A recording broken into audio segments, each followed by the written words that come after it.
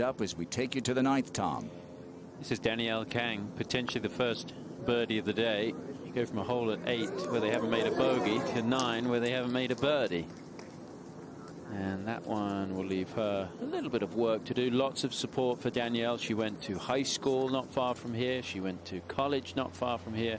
And a lot of folks have come out to support her. Let's go to the tee at 10. Yeah, back-to-back par 3s. And this one, Morgan, straight downhill. Yeah, plays good 30 yards down the hill. Her location on the back left.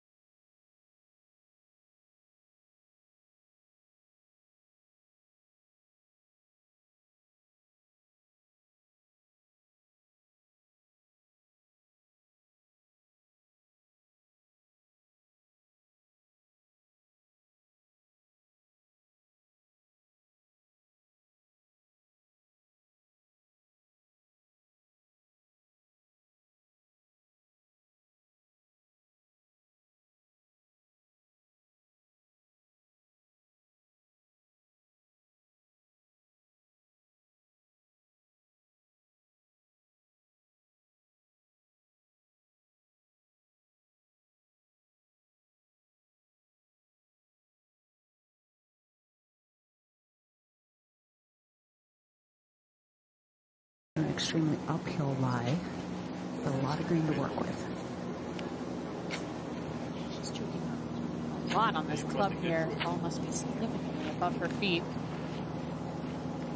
Usually the ball doesn't come out quite as far when you choke up on that much on the lever.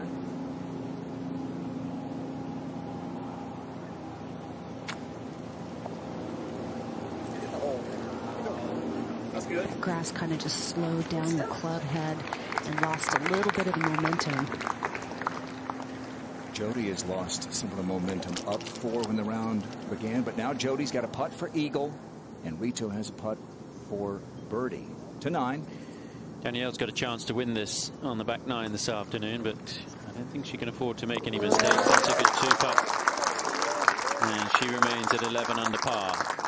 Within striking distance, but needs to keep pushing after bogeying that opening hole. Let's go back over to 8. Yeah, Jody Ewart-Shadoff, 34-year-old from England, has been out here for more than a decade. She has threatened multiple times, has never won on the LPGA Tour. She's never had a better chance. And what a chance this is, Kay. It sure is. I mean, that shot perfectly exemplifies her ability as a ball striker. She hit that 4 hybrid so high and it landed softly, darn near hit the flagstick. Brought that in as if it were a 9-iron. Now this downhill sliding left to right eagle putt. This would be for her 2nd eagle this week.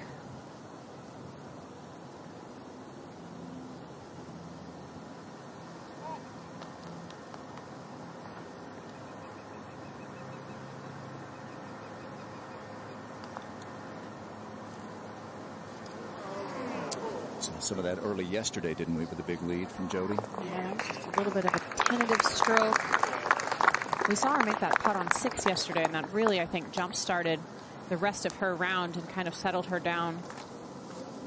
I mean, it's still a birdie, but that was a big opportunity she had there to kind of really jump-start her day again. Paula can tie her in a moment, 1st and 9. Casasso. 3 behind. And that one just going to drift back onto the green.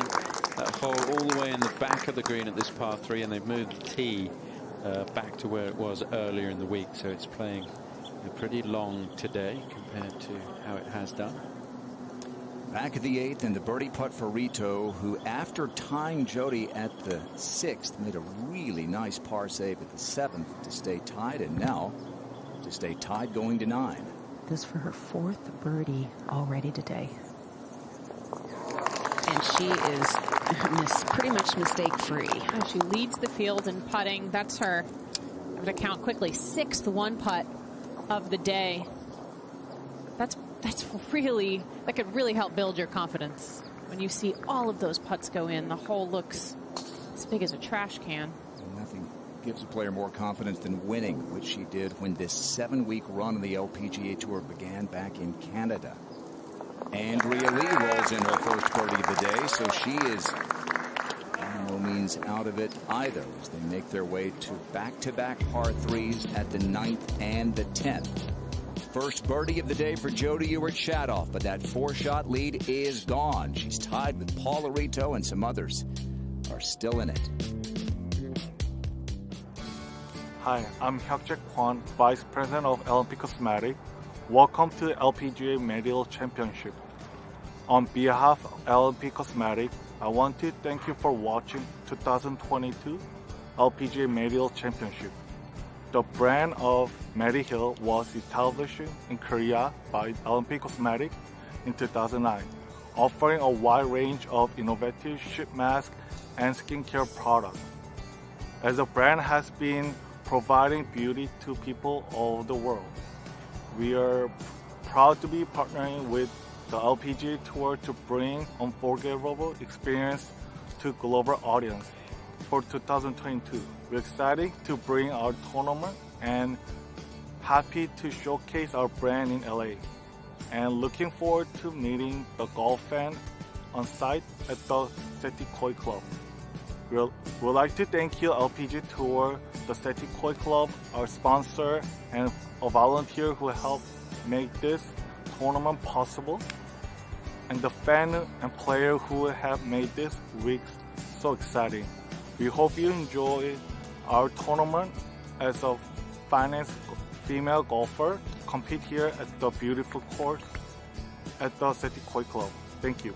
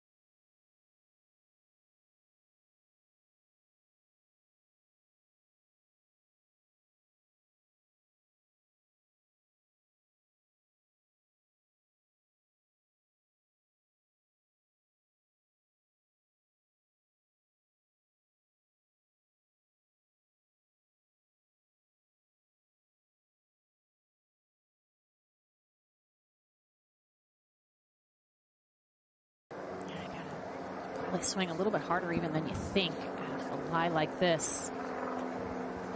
I think it came out pretty well. Gives herself an attempt for par. Fortunate to have stayed up there.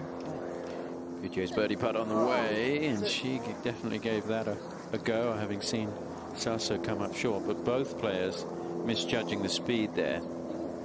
Boutier level par for the round.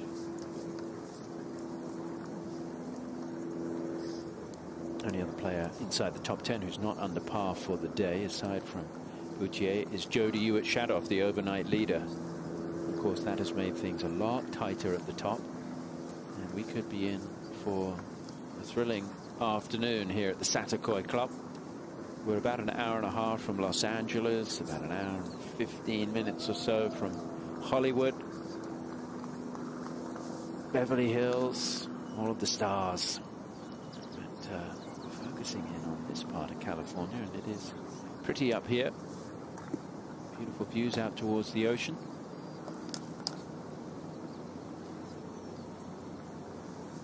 Sasso to save par, having made an eagle at 8, trying to keep the momentum going. She's definitely made some changes, Tom, to her putting stance. She's standing much more upright. You can see she has the heel of the putter off the ground. Yeah, good save. It's unusual to have the heel up off the ground and stand close to the ball. I remember Sun Hyun Park used to stand really close to it. Ataya Titakun, who shot 64 Sunday to win down the coast in Carlsbad, California back in March, has this for birdie to get to 9 under. She's 5 back. Are you going to count her out quite yet? I don't think you can count anybody out. I think there's a lot of golf left to play. And she does have a few less holes than the leaders, but there are some birdie opportunities coming in still. 9 again. And Céline Boutier for a par. A win today would make Céline the player from France with the most wins on the LPGA Tour.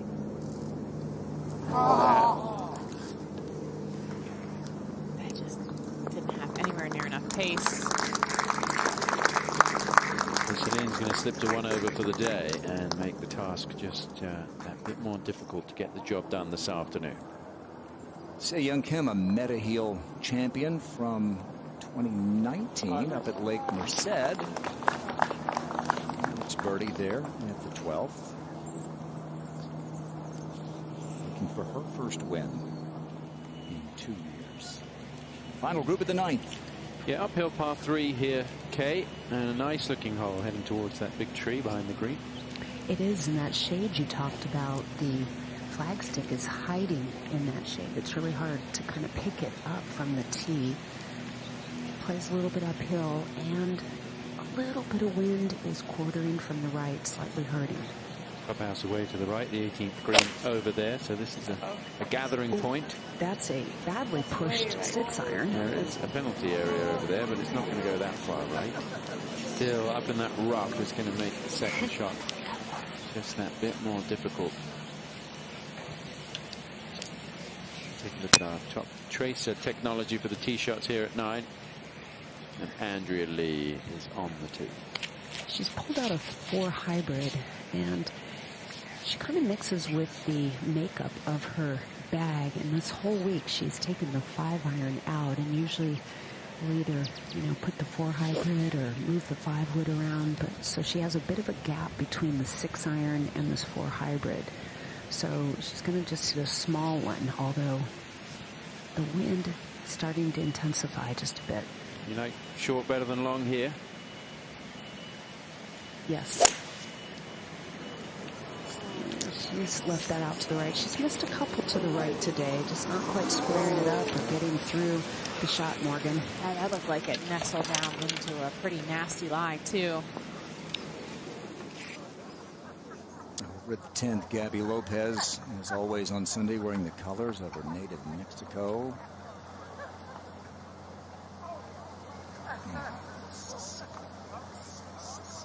Ten's tough. There's a massive drop-off. Second toughest hole today. Back to the 9th. So what do you make of Jody teeing it up over on the right side here, Kay? Kind of interesting. To me, it would say that she's going to aim for a little bit of a cut shot, maybe aim left, try to get this left of the flag, and definitely short because there's only 3 or 4 paces past this hole. And that did not cut. She pulled it, and it's drawing. Big miss. Yeah, 3 tee shots there that are going to leave them with some hard work to save par at the 9th. And speaking of the 9th, let's go to our booth, which is right by that hole. Well, Tom, thank you. Jody, you were Chadoff trying to win for the very first time. Morgan, you said that it would be difficult today, and has it ever? Partly because Jody has missed a couple of shots, but also because of how well Paula Rito has played. Yeah, Paula has done kind of what she needed to do, is go out early and put some pressure on Jody, and she just hasn't been able to get it going yet today. Obviously, that beautiful approach at 8, left herself with an eagle opportunity, wasn't able to convert that. A little bit of a struggle here behind us at the 9th for the entire group. But, you know, Jody last night, I talked to her coach, Grant Waite. He texted her and said, adversity is going to happen. Stick to the process. Well, guess what? Adversity has happened. So it's really important for her going forward to stick to the process of what has gotten her to this point of really outplaying just about everybody this week up until today. So it'll be interesting to see if she's able to really settle herself back down and turn this around in her head, maybe do some really positive self-talk and things like that. But Paula Rito, especially with her putting, I think the confidence that she gained from winning in Canada, 7 weeks ago, I think we're seeing a different player in Paula Rito, even than we saw coming down the stretch in Canada. She looks so much more confident. She looks like she truly believes that she belongs in the position she's in right now. I thought it was interesting what you said yesterday. When you have a big lead, only 2 things can happen. You either win and you're supposed to win, or you don't get it done and everyone says what happened. So this is tied for the 3rd biggest lead of the season. And you look, it wasn't that easy for Kupcho and Buhai. No, I mean, and Jennifer talked about how tough it was playing with a big lead, how uncomfortable she felt because she didn't want to mess it up. You know, you are expected to win. Ashley Buhai had a 4-shot lead, with 4 holes to play?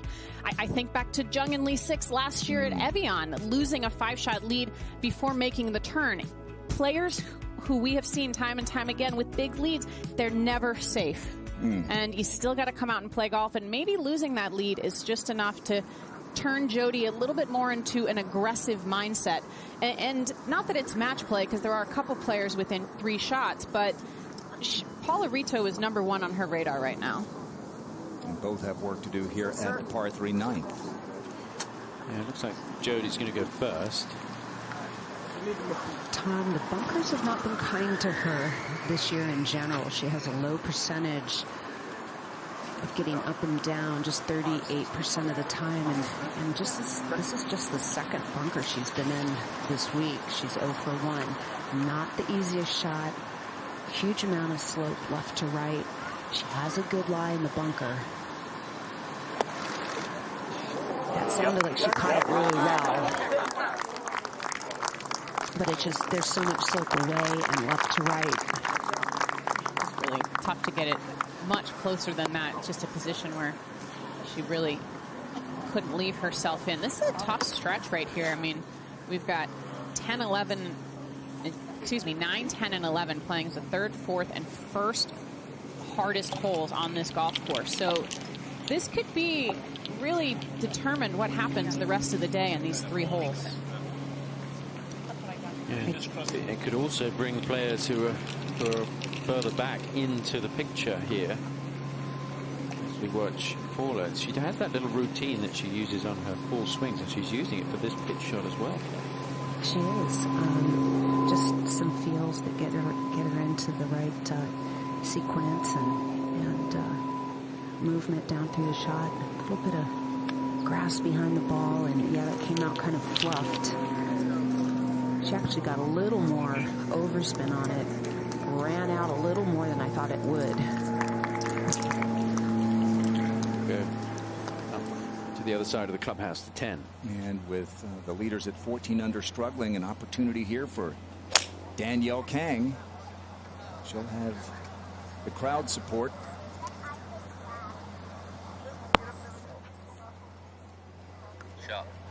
Looking anxiously, as you always do at 10.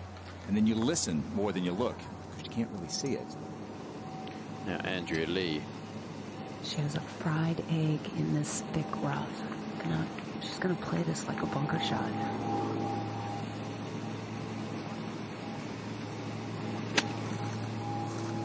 Caught a good amount of grass. It came out really well. I think it came out a lot better than she thought. She's managed to get a lot of stop on it as well. Guessing game when you're in some of these really gnarly lies. There's so many different grasses in the rough around this golf course, and they can be quite unpredictable. You can end up on kind of a sparse area where it's really not an issue, or you get into more of that Kikuya Bermuda, and it's really sticky. Who's going to be away? Will it be Andrea? That's a good question. Looks like it's almost a toss-up between Andrea and Jody. I think it's going to be Jody. Yeah, both Jody and Andrea are facing similar putts. Jody's putt will have more right to left movement than Andrea's, and both will be on the slow side, putting back uphill. It was interesting yesterday, listening to Jody and her comments after the round, and she was saying that, you know, whatever happens today, it's a good learning experience, which I think is true. But when you've been out here 11 or 12 years, there's a time to learn and a time to execute. And you feel, Morgan, that this is her time to get into the winner's circle. She's learned enough being out here. This is by far the best opportunity she's had in her career to get it done. And she has been in similar positions, certainly not with a 4-shot lead heading into Sunday, but she has learned a lot in her career and been in a lot of high-pressure situations, not just in you know, 4-round tournament golf, but also you think Solheim Cup and other events like that. Yeah, 3-time member of the European Solheim Cup team. And that's going to be a drop shot for Jody, so she's going to fall over par for the day and back to 13 under. May still be tied for the lead because Paula Rito has a par putt to come. Looks like Andrea Lee is going to putt first to remain at 10 under. A player, Morgan, that may very well see on the U.S. Solheim Cup team. She's played on a couple Curtis Cup teams, 2 Junior Solheim, a Junior Ryder Cup.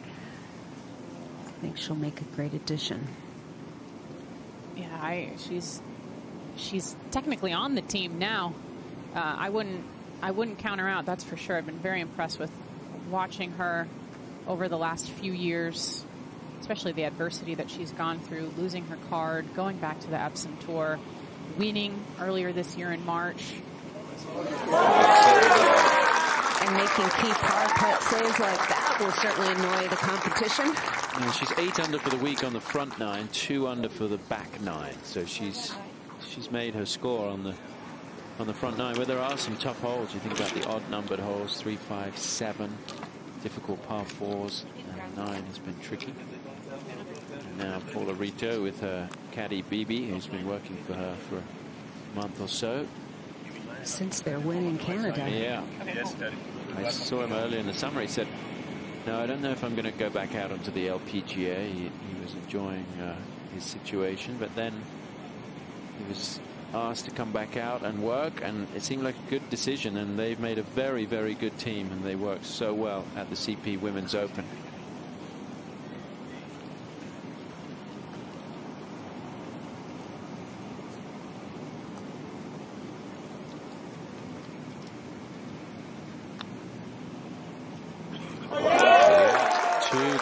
Saves there, so Paula Rito will take the lead into the back 9 on Sunday, trying to win for the 2nd time this season, and the 2nd time in a little over a month on the LPGA Tour. Another 1 putt, 7th 1 putt on the front 9. Danielle Kang for birdie at 10.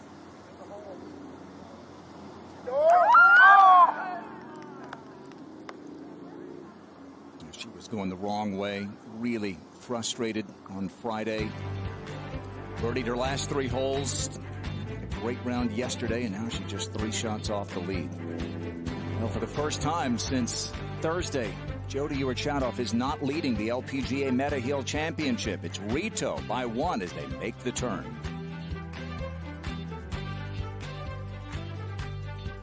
Today's coverage is brought to you by Mediheal. Mediheal today, beautiful skin tomorrow. And by CME Group, where risk meets opportunity.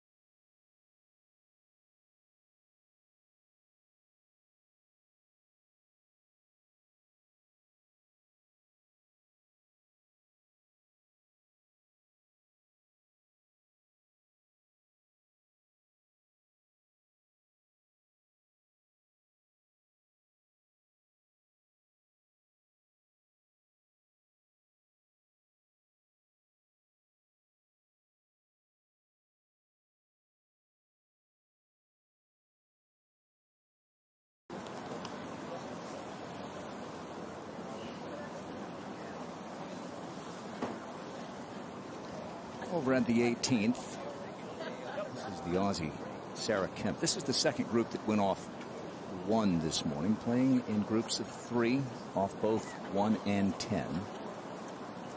So for Sarah, 93rd in the race to the CME Globe. Making cuts, guaranteeing you're going to keep your card, huge for her. I think what's interesting is right now she's projected to actually drop a spot, even though she did make the cut. So it's a pretty tight race there in and around the 100 bubble.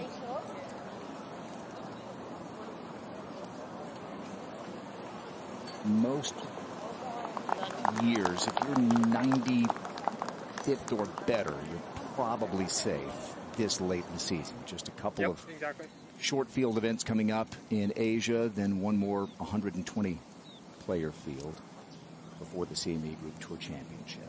Let's go to 13. The tee was moved up yesterday, and it's back to its full length today, 193 yards. And this is Caroline Inglis on the tee. I think where this hole location is today, Tommy can really use that back and right slope to get it close.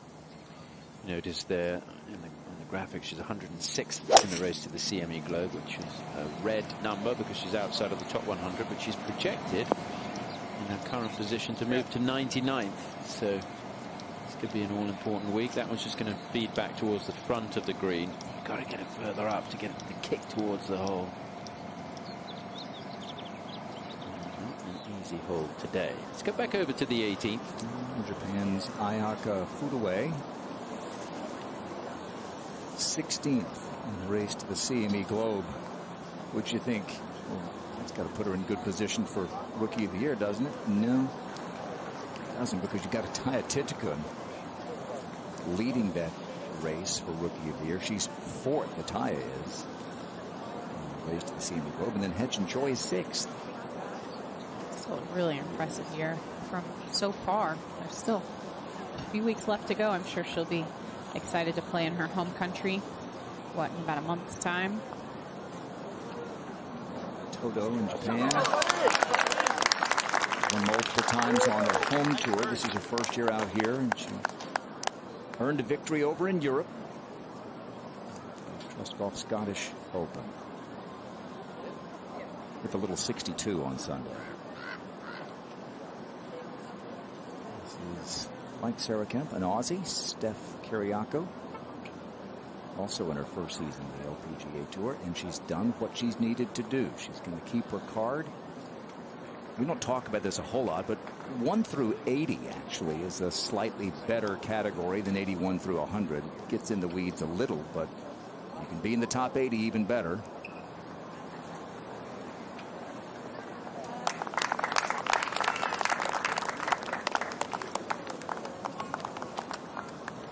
Not the finish she wanted, but a good first year on the LPGA Tour. My, how things have changed. Jody Urchadoff's 4-shot lead entering the day is now a 1-shot deficit.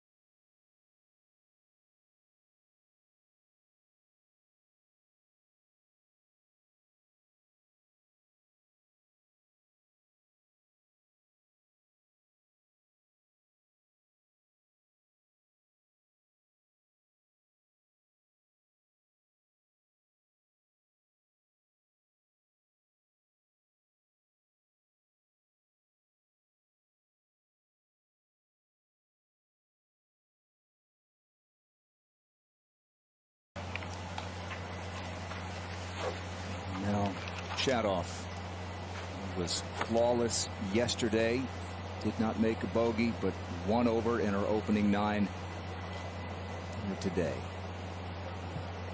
Gone with a 7-iron, which should be plenty of club. The wind starting to pick up, hurting a little bit more right now. This one has a good line. Again, dropping to the left a little. She'll get a good look from Rito's putt. This was her first hole of the week, and she birdied it. She hasn't looked back, but suddenly now she's looking up at Rito to the 11th. Danielle Kang for a birdie. It's only be for the 3rd birdie of the day on this hole. It's playing 0.3 of a stroke over par. The hardest hole today. She was really frustrated yesterday. She thought the greens were not quick enough. If you talk to the members here, they do get the greens very, very fast. And it's kind of a signature of this golf course, but they haven't sped them up this week. And Danielle was upset about that yesterday. She really had some comments to make. This is down by the ocean, Little Rock Garden. What a place to be in October.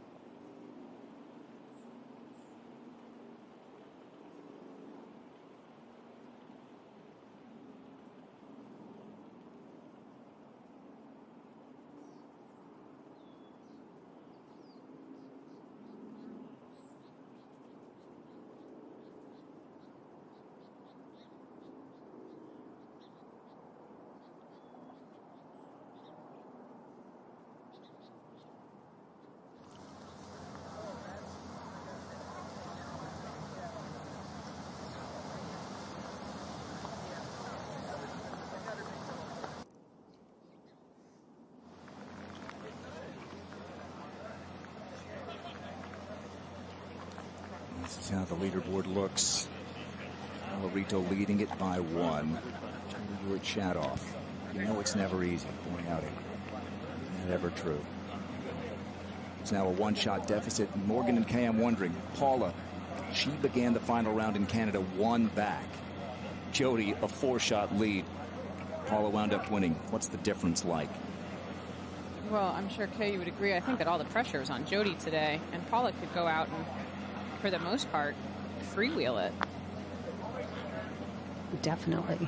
She's in a easier position, and boy, she threatens on those longer putts all the time, becoming known as a very good long distance putter. Andrea Lee, by the way, successfully 2-putted from the fringe and is in for par. Well, I think in general, I think speed is a sign of a great putter. Somebody who consistently has good speed from all areas, all ranges. That's why she scares the hole. She's really tremendous speed. Jody was looking carefully. She's on that exact line. Yeah, very similar line, and this is one of those uphill putts that's extra slow. And so she got a really good sense of the speed off of Rito. Have you noticed any change in her demeanor, Kay? No, she definitely seems more insular today. She's not really chit-chatting even with her caddy very much. She just is trying to, I think, keep herself in a positive frame of mind and stay focused on the task at hand. What a putt. Yeah, that looked like it had a good chance to catch that left edge. Yeah, it's interesting. We definitely saw Jody and her caddy have a lot of conversation yesterday on the golf course pre-shot. Each shot really dissecting it and taking plenty of time. Trying to follow Charlie Hull into the winner's circle. Last time English women won back-to-back on the LPGA Tour. Georgia Hall won in Portland. And Mel Reid won the next week at the ShopRite LPGA Classic. And Georgia there at the 14th couldn't get that one to drop. No one's made more birdies or putted better. Fewer putts than Paula Rito this week. This for par.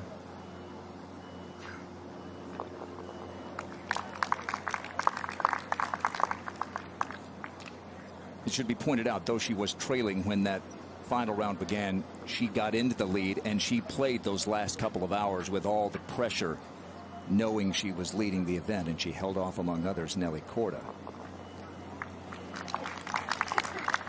So Jody, her only birdie of the day was even a bit disappointing, wasn't it, at 8?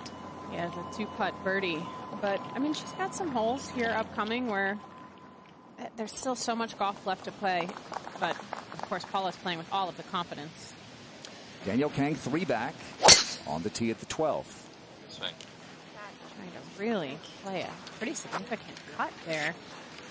Let's see that ball start well out to the left and cut back to the center of the fairway.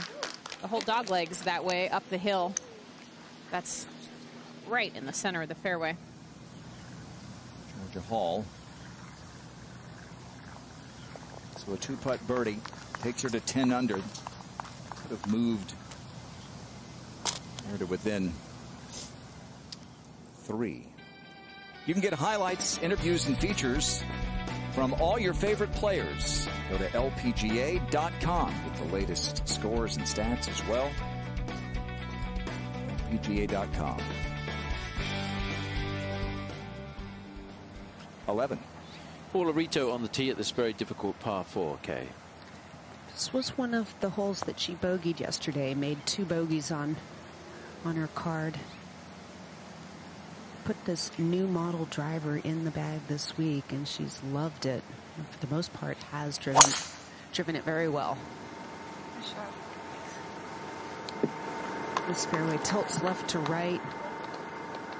Yesterday, she hung up on the hill. I think she's going to love that lie from the right-hand side of the fairway.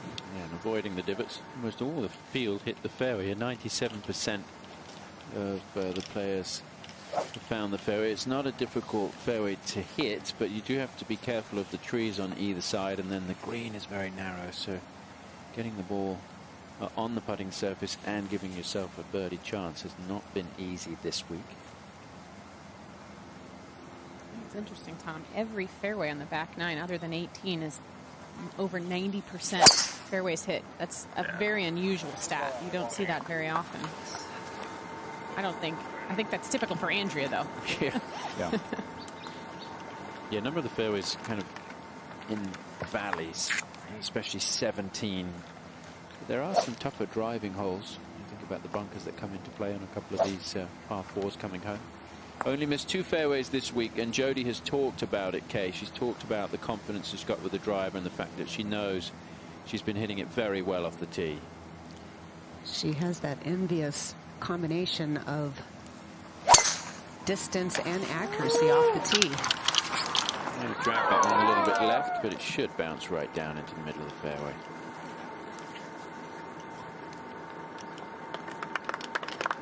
Nice favorable bounce. I think the ball will still be a hair below her feet, but I don't think she should have any tree trouble. At the 12th, Danielle Kang second. Just a little bit of a false front, about 5 short of this hole. I want to make sure you carry it past that. Beauty. She said she was going to attack today. Doesn't care about a top 5, a top 10, just wants to win. She won the season opener in Orlando coming from behind. She's trying to rally on this Sunday, not far from where she grew up. Birdie putt coming up in a moment.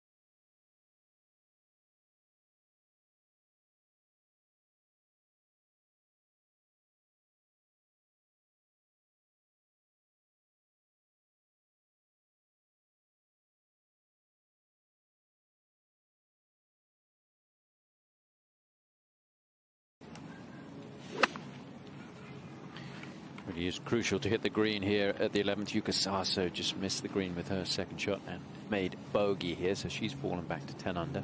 Now Andrea Lee on the same score, Kay. You're going with a 4 hybrid. A little harder to hit the green when you're coming in with more club and from a further distance, but that's straight as a string. Oh, that's really good. That's so good. Just all over the flag.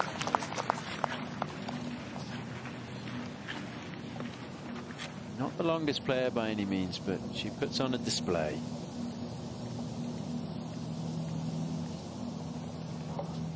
Let's look at our insights by KPMG and wire-to-wire winners this season. Lydia Ko back at the Cambridge LPGA at the beginning of the season as the LPGA kicked off in Florida with the tournament champions and then down to Boca. And then Inji Chung, what a week that was at the KPMG Women's PGA. Jodie, of course, trying to do the same here. In the same way, maybe. But just left in TV, Tara. Yeah, exactly, off this lot. 100%. Falling behind on Sunday and Oh, I see what you mean. trying to rally. Yes. I mean, I was thinking Inji's second round there. The opening round was amazing. It was the opening round, wasn't 11, it? was Yes. it 11 shots better? I mean, it was one of the greatest rounds I think I ever played on the LPGA. It was absolutely incredible. Opening round in the terrible weather. Dealing with a pretty good side heel lie. Ball well below her feet. That's a 7-iron on a good line. Needs to get up a little. Maybe just a fraction heavy. Just off that line. It'll be a slow putt up the hill. This is the 15th hole. Ty Titigan with her second. Just continues to build on this career and also in the short term on this rookie season. Yeah, you don't think she's going to win today or get to #1 in the world, Tom, but you don't think it's only a matter of time. You'd have to think the way she's playing. And more points for her Rookie of the Year campaign. Rito second at 11. That off. Oh, a perfectly level line. She pushed it, caught the edge of the pine tree, and that's a good 30 yards short of the green. Whoa. Big mistake. That really was not in the way unless you push it. So was that a similar shot to the one she hit off the tee at 9? Yes, and that has been her miss today. She hasn't missed many, but when she has, they've been pushes. Let's see if we can keep an eye on this golf ball here. Yeah, it just caught the limb, as Kay was saying. And it took all the speed off it. If this were Lake Merced, it might have stayed up there. We've seen a few stay in the trees at Lake Merced, which of course was the host venue for the Mediheal Championship up until it came to Satakoy. I was talking to Pat Steffes, the director of golf there, the boss, and he was saying that they are back playing on the 1st of October. They started back after the big renovation, huge renovation at Lake Merced up there in the San Francisco area. So they are very excited and huge fans of the LPGA, having hosted multiple events, both pro and amateur. This is big for Danielle Kang. That would have gotten her to 12 under with Rito struggling. Oh my God. A little bit left the whole way. Rito in danger of dropping a shot at 11, and no one knows these greens in the field better than Danielle Kang, who played here growing up. Still can't believe it. Oh man. I saw her get a little bit frustrated in the second round. Yeah. On the greens. 3 putts. Struggled a bit from short range. Before turning it on there at the end, yeah. Back at 11. And Rito's just going to pace this one off. It really has come up a long way shy, and so now she's going to be under pressure here to get up and down. This is going to be tricky, Kay. It will be. 24 paces essentially to the front of the green, another 24 to the hole. So she came all the way up, surveyed the tilt and the slope right around the green. Good. She got 49, we should have. Yeah, so 48. All right, here's the good news. What kind of shot do you like? You're back into the grain, so you don't have to worry. So play that your 50 shot that you always play.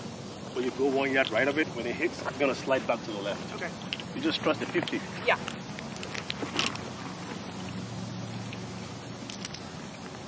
Yeah, I like just landing at probably 3 paces short of the green. I mean, short of the hole, and just letting that kind of one hop and sit. Sounds like BB wants her run 1 yard right of the hole, let it take a hop, spin a hair left.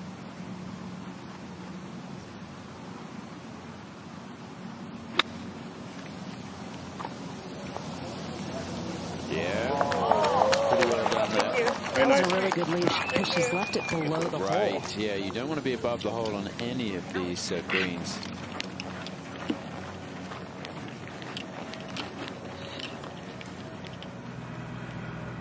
Georgia Hall driven it down the right side of 15. We talked about some of the holes coming in where you can drive it into a bit of trouble. Not sure if she was in the bunker there or not. There is a bit of room between the two bunkers, but very good shot regardless. And Georgia Hall has a chance to get to 11 under par. Let's go over to the 9th. Kelly Tan got our attention earlier because she was 7 under for the round through 11 holes. She has dropped a couple of shots since then. She's still 6 under for the day, and she will have that for a round of 66, which is just a couple off her career low. Let's go to 12. And Yuka Sasso after the drop shot at 11. Players in this position right now need to just be aggressive from here on out. Take dead aim at just about everything, because once players get past that 11th hole, the golf course gets significantly easier, and there are more birdie opportunities coming back to the clubhouse. Up 1 to 13. And Danielle Kang on the tee. You think about it, those two putts have gone in. So at 11, 12, she would be right there. Newton needs to just chase up a little bit, and she's going to have another great look at birdie.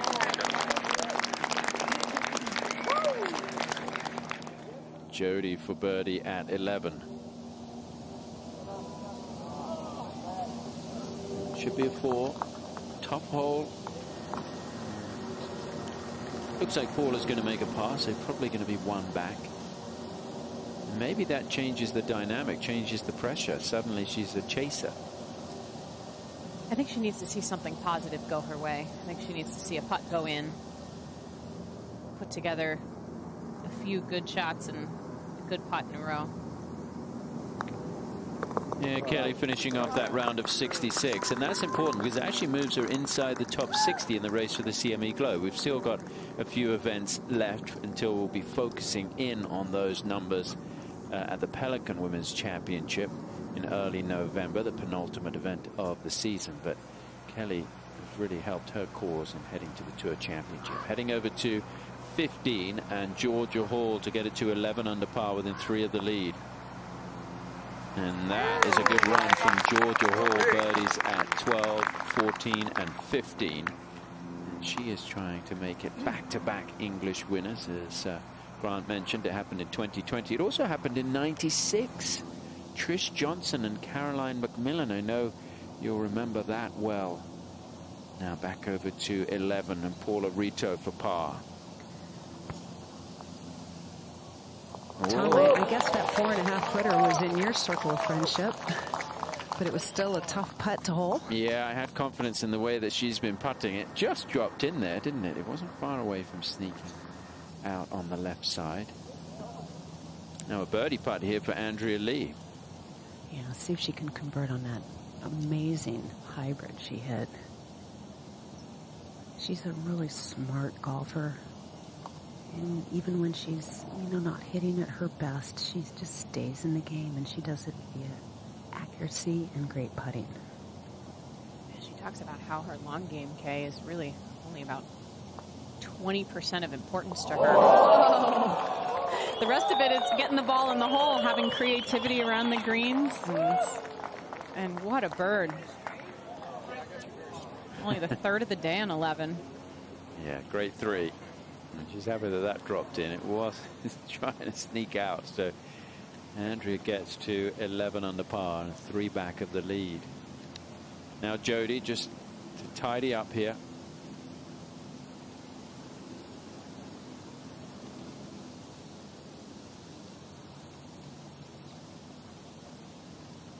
Jody's had frustrating times with the putter in her career, but if she can just keep it working over the closing stretch here, she may well become an LPGA Tour winner in her 246th start on tour. Lots to play for here at the Satagoy Club.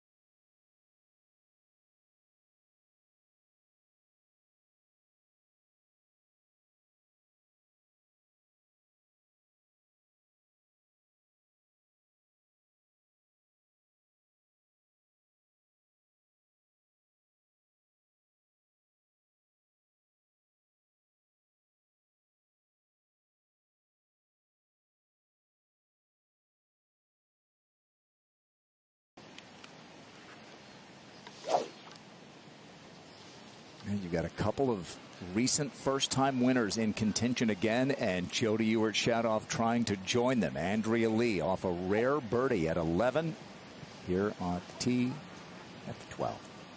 With that birdie, she has the honor.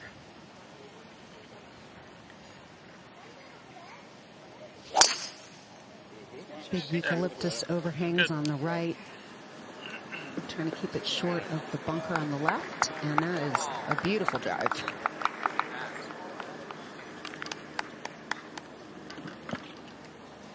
Andrea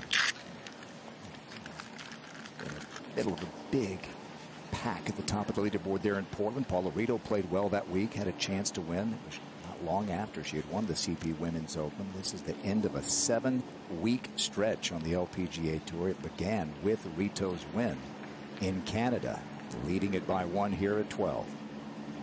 She loves to compete. Did take last week off. Said she'd play almost every tournament if she could. But even she knows she has to give the body a little rest. Up on the green at the 12th, Yuka Sasso. Should have a decent amount of break right to left. Good roll. She was 5 back with 8 holes to go when she won at the Olympic Club at the U.S. Women's Open. She's 4 back at the moment. Jody Ewart-Shadoff, she hasn't missed a fairway today. Needs to find one here. Only missed 2 yesterday. Just has to keep trusting the process and believe that there are a few more birdies right around the corner for her.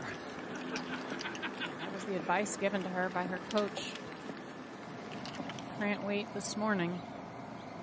13. Danielle Kang, great look for birdie. Should be some right to left, shouldn't there, Morgan? Should be a touch. Is putting almost straight up the fall line. Might fall just a hair left.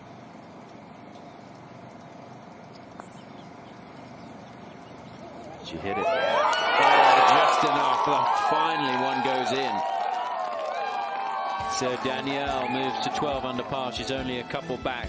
She's close to home. She's got a lot of support, and she would love to win it here.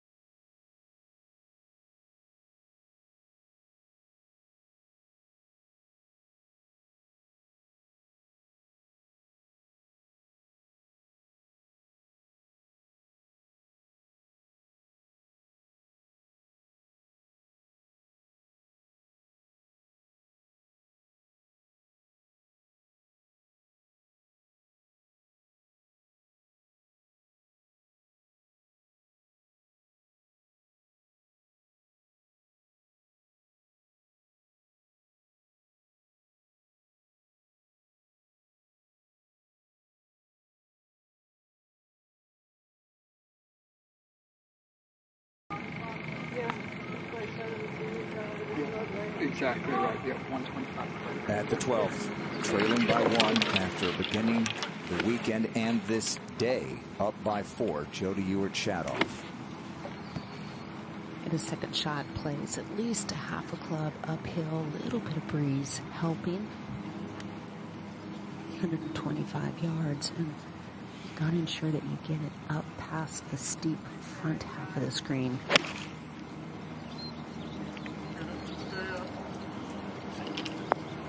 Yeah, that'll do. It's almost the identical putt to the one we just saw Danielle Kang miss. It definitely seemed to have fooled her. Let's see if Jody can get it right. They can't tell from down there how close Yeah, that's it the is. club. Yeah. Right into the golf panel tower, you just trust it. Just a controlled one. Huh? Yeah, just control it in there. Trust it.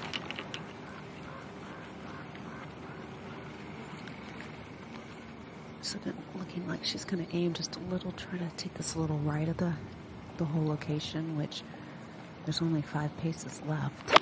And it starts sloping off to the back. Ooh, pulled this. Oh. Gets away with it. She'll have a chance to putt first, I believe. And not that it is quite a match play situation, but in match play, playing first, you typically have the upper hand. Now Andrea Lee doesn't go last very often. No, and that's what hitting driver off the tee got her, and it also enabled her to put a gap wedge in her hand.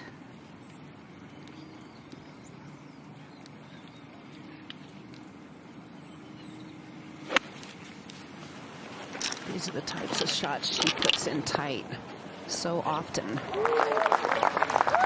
So good with the wedges. Yeah, tremendous distance control. She just has such a repetitive golf swing. Wonderful tempo. After the birdie at 13, Danielle Kang now 2 shots back. We're going to watch the tee shot at 14 with our top tracer technology. I think back to the position she was in round 2 and how frustrated she was when she stood on this 14th tee, and how she's been able to pull it back together over the last couple of days and really give herself a wonderful chance to still win this golf tournament. She was 10 back at that point. Now just 2 back. At the 16th, the second for Georgia Hall.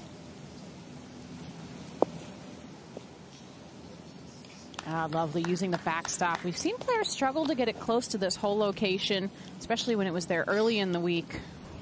That's going to be for a 4th birdie in 5 holes. Well, the Epson Tour season ended today, and Duke alum Jaravi Boonchand of Thailand made a birdie the 18th hole to move past Riley Rennell of Tennessee.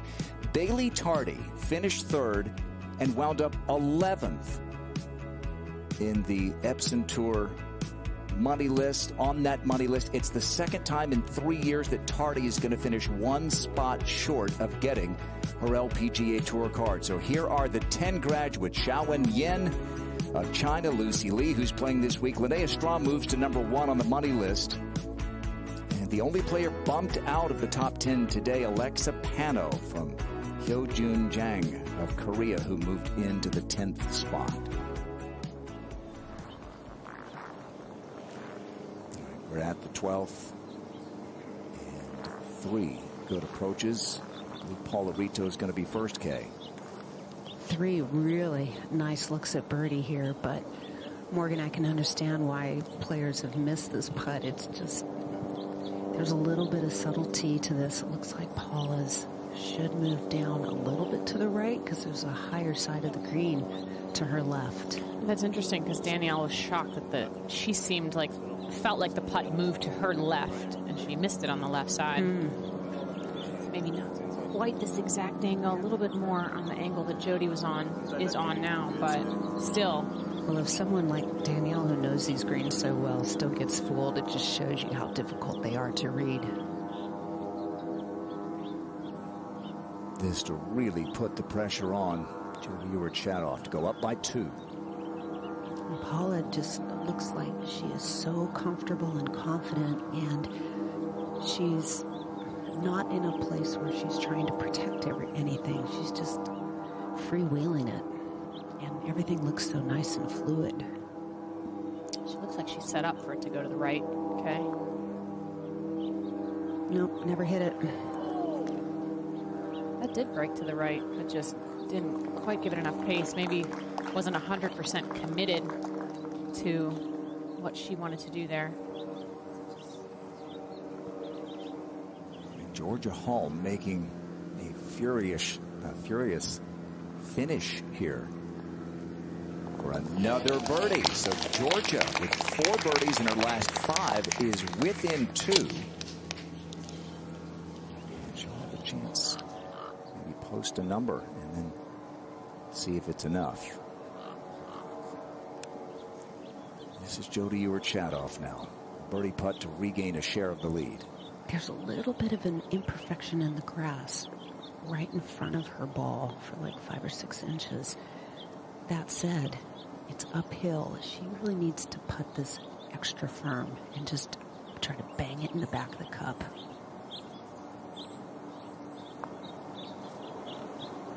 She really needed it, and she got it. 2 good swings on that, and then a wonderful putt.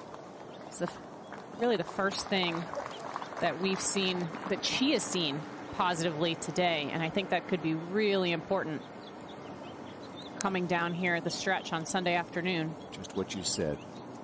String those things together. Good drive, good approach, good putt. She did it. Now Andrea Lee to get within 2. Yeah, this putt's going to be pulling down a little to her left. She's so comfortable on this course. It reminds her a lot of Palos Verdes, where she played well, and all the courses she grew up on.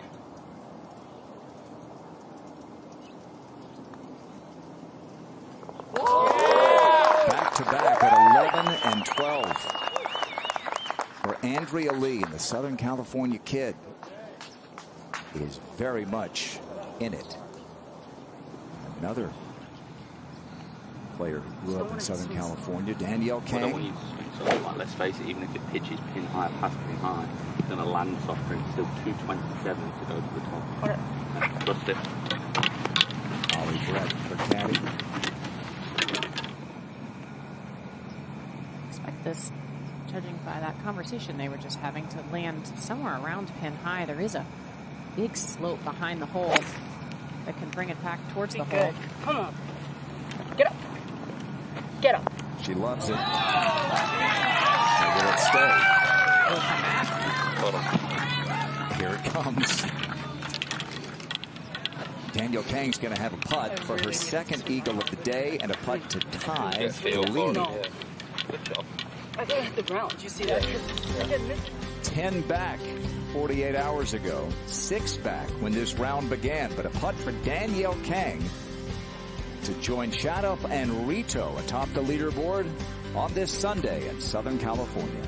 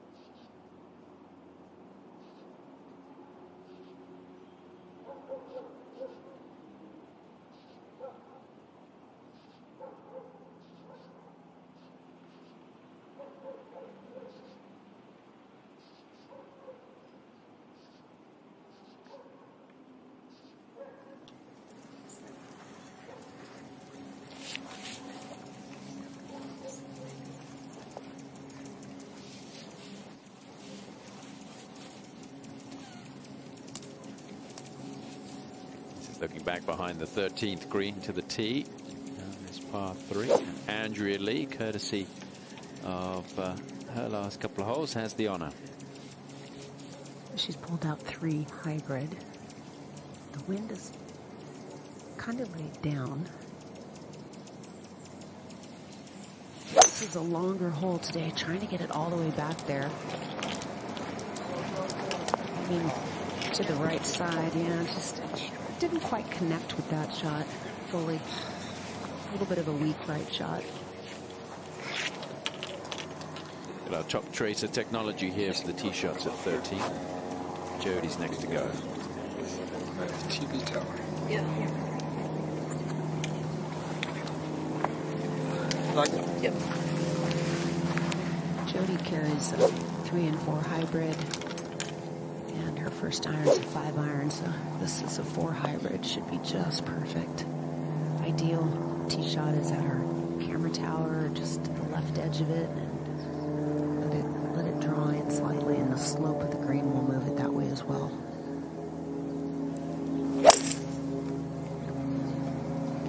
Well, this has a nice line at the tower.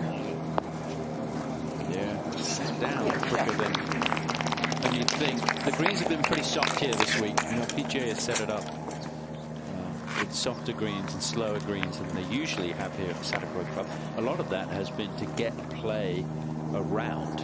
They had 120 players in the field to start the week, and not a lot of daylight, so they needed to get the players around the golf course and be able to get things in time. They had to change the tee times today because of the threat of fog this morning, so they're playing in 3 balls off 2 tees. Yesterday it was a 2 tee start, and they had a fog delay and only just finished. Now Rito. This is a 4 iron, and she gets some good height on these long irons. And a really nice line as well. Yeah, still got a bit of work to do with that putt coming through the shadow, which will make it a little more awkward. So it's tied at the top. The Englishwoman and the South African tied at 14 under par. Then you've got some major champions in Danielle Kang and Georgia Hall, 2 back.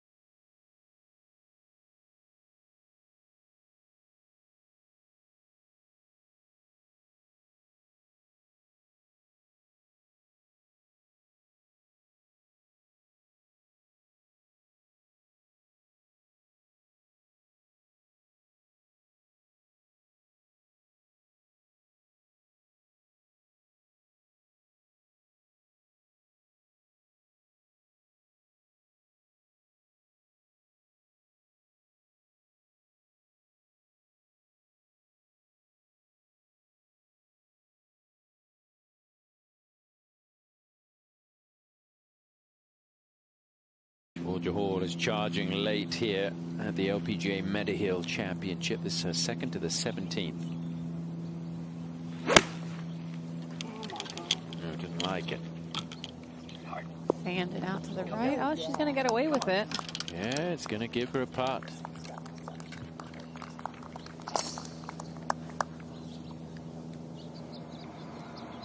Then we'll go to the 13th, where Andrea Lee is going to have a long putt across this green, which should go right to left here, because that's the way the green normally moves. A good amount of right to left, and I think both Paula and Jody will be paying attention to this to see about the break and the speed. This is a 54-foot putt that she would do well to get within 3 feet. Shadow.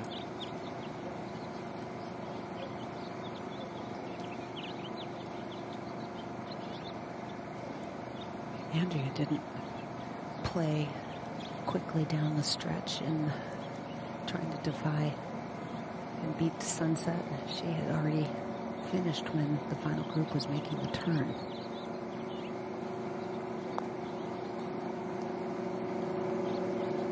She had a, ooh, this is a good looking line. Oh, that is. Yeah, really nice. She had a pretty stress-free afternoon and evening. Over at the 14th, this is Shi Yu Lin just off the green for birdie. Danielle Kang has an eagle putt at the moment.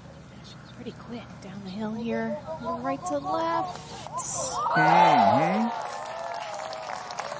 Third birdie of the day for Shi Yu Lin. 10 under par, 4 holes to go and 4 back. You never know. 13.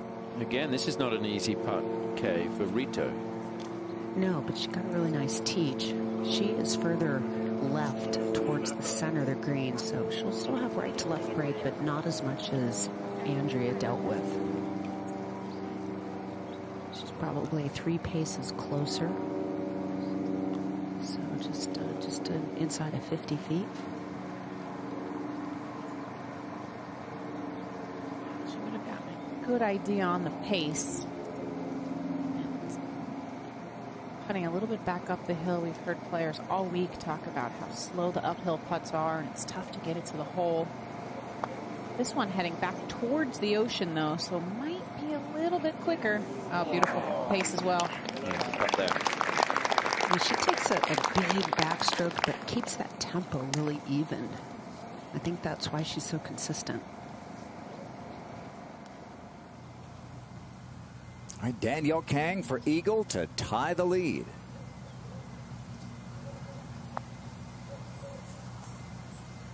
Get there. That was an unusually tentative putt from Danielle, especially in this position. You know, at least I would assume, she knows exactly where she stands and what she needs to do. Back to 13. Yeah, what do you think, Kay? You think this is a good chance here for Jody? I think it's a decent chance. She's gotten 2 good reads. Maybe the other 2 players overread the putt just a bit. See if she can stay aggressive like she did on the last hole. Yeah, I think that's going to be key, not to be tentative coming home. Nope. Should be a 3 for Jody. Made it 14 under par. Let's go to 14. And Danielle Kang for birdie. Okay. Figured that was must make. Definitely. You can hear how much support she has here playing. I'm sure she has lots of friends and family out watching her today. She's within 1. Yeah, I was coming into the booth just before our show. Having popped out, and all of the gallery watching Danielle was coming by the booth. It was great to see. They were all buzzing at the thought that Danielle might have a chance. She had just come off eagling the 8th. You're right, yeah. They weren't necessarily buzzing from anything else. They were buzzing from Danielle Kang. I'll just clarify that. Now, Rito for par.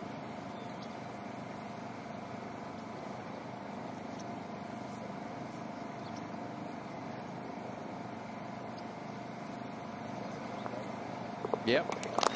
Good two-putt. Good two-putt from Rita and Andrea Lee. It should be the same for Jodie Hewitt-Shadoff. Think about the ups and the downs of a career, the injury issues for Jodie, most notably with her back, and she's had times where it's been a real issue. She's had to have keyhole treatment, which kept her in the Solheim Cup a few years ago.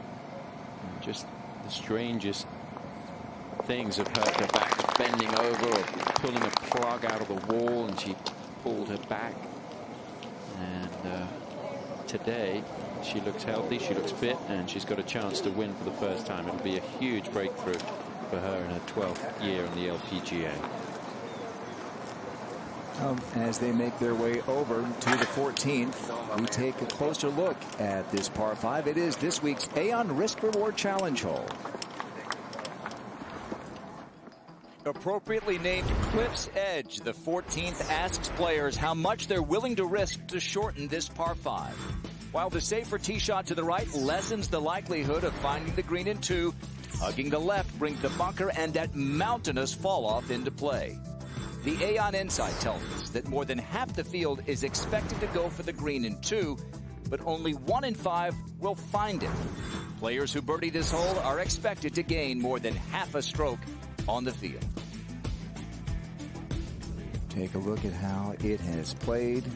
It's been the easiest hole. There's been one eagle today. Eunhee Ji had it. Big trouble to the left, but that has not been a problem for the world's best.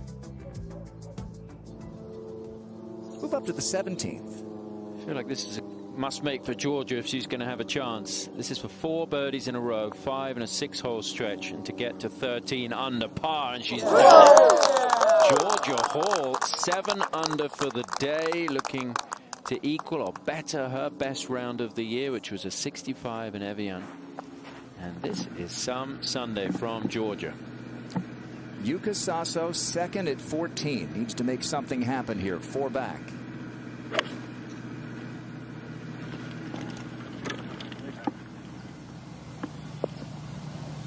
Certainly has plenty of firepower.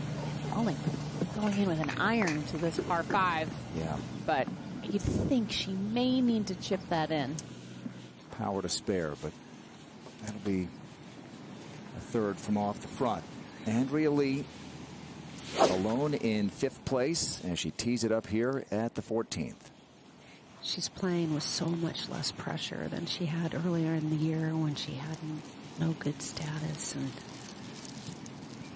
just has really worked hard to get herself in this position where she's completely changed her position as a tour player. Doesn't have to worry about all the other stuff, just trying to win tournaments now. And has the confidence that she can do it. Mm-hmm. And really, like I said, comfortable being in Southern California. Grew up about an hour and 20 minutes from here in Hermosa Beach. Yeah, and this is where her season and career turned around for Andrea. She finished tied for 5th at Palos Verdes, and after that next reshuffle, she suddenly was back on tour every week. She'd begun the year on the Epson Tour, won out there actually, and now is an LPGA Tour winner, which is what Jodie Hewitt-Shadoff is trying to do in this, her 11th full season on tour. She was up 4, fell behind by 1, and now tied. You push this one out to the right, but it should feed back to the middle of the fairway, kind of take a left turn. But when you kind of hit into that mound, it deadens it.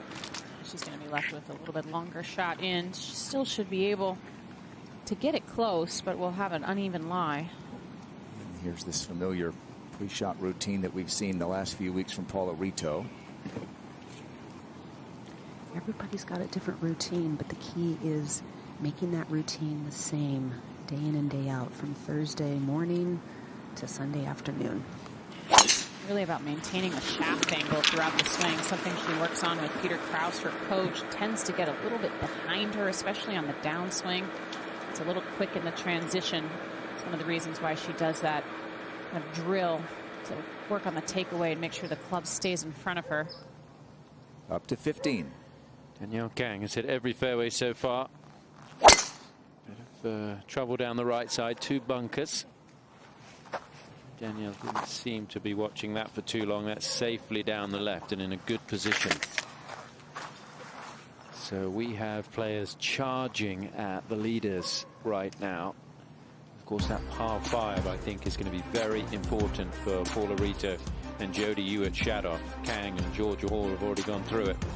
They're 1 behind.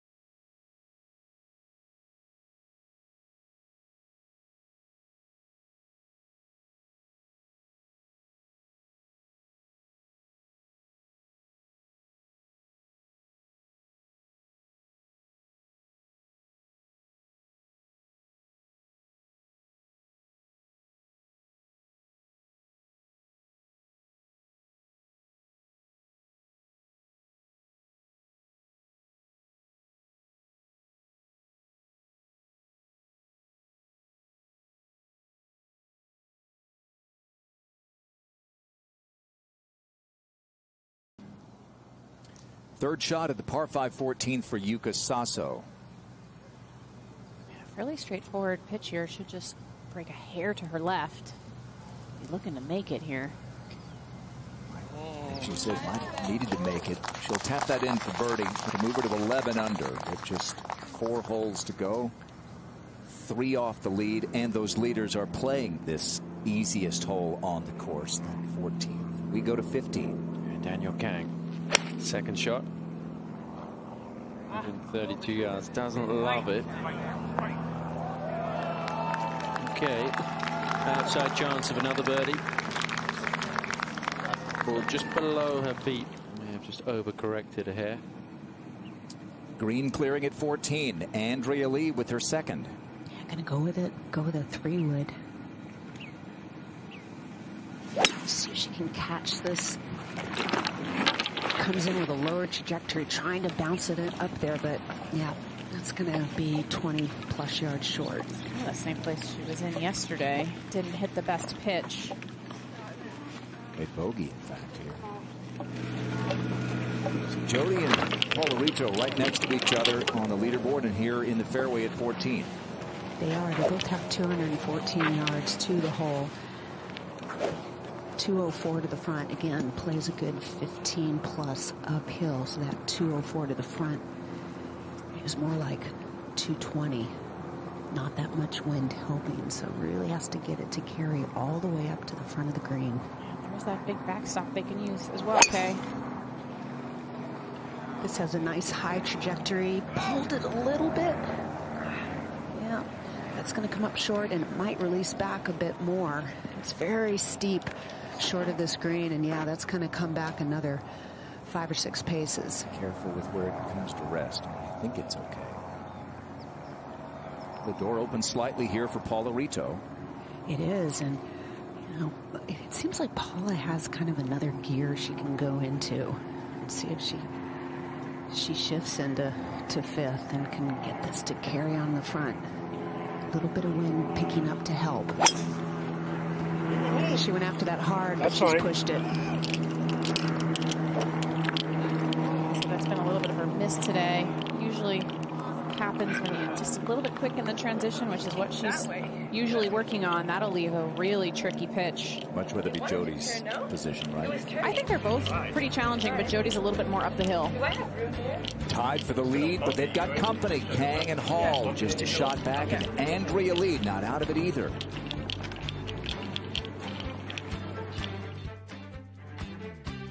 Today's coverage is brought to you by Mediheal. Mediheal today, beautiful skin tomorrow. By Wynn Grips, the best grips in golf. And by CME Group, where risk meets opportunity.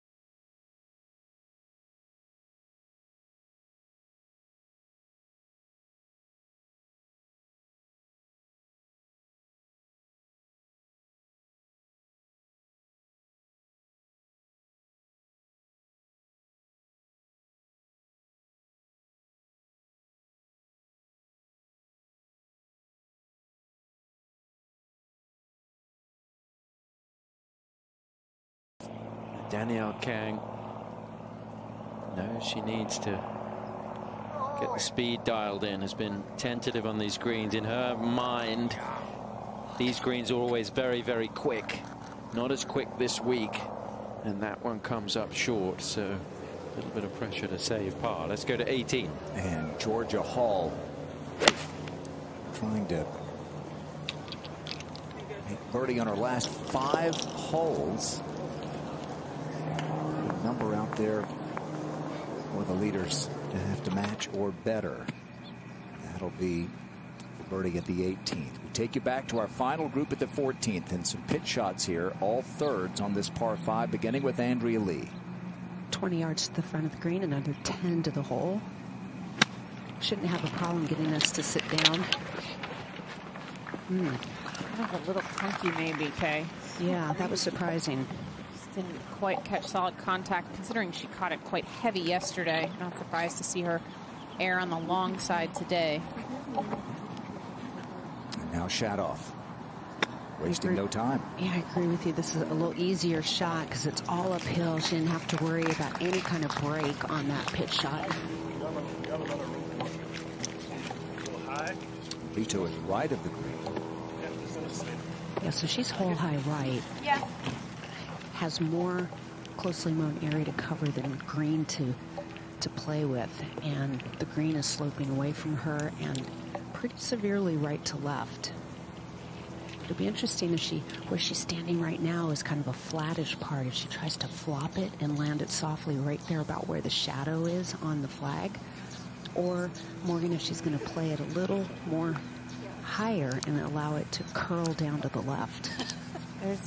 She's done pretty well with these shots from maybe a touch further in distance, maybe another 10, 20 yards so far this week. Looks like she's going high. It actually came off lower, but it worked out exquisitely. Oh, that was tremendous. That was really hard. Everything sloping away from her off a very tight lie. Open the face, wide open, and got a lot of spin. Just a moment ago, the third shot for Caroline English missed the green right. The player who's trying to get inside the top 100 in that race to the CME Globe, and that is a birdie to get to 8 under par, and that actually projects her at 99th. So, wow, what a moment for her as she's been battling away over the last couple of months and playing some good golf. Danielle Kang for par at 15. Okay, no trouble, but maybe a little disappointed she didn't give the birdie putt a better run. Yeah, taking a look at that putt. Figure out the slope. Let's go to 18. It's been an incredible finish, but she probably has to make this to have any chance. Probably didn't anyway, but you never know. Georgia, it is going to match. If she makes that her best round of the season, as Tom mentioned. And for a player who hasn't missed a cut all year, another great week. Andrea Lee will putt first for birdie at 14. Trying to make her 3rd birdie in the last 4 holes. Really on a nice little run right now, executing some great shots.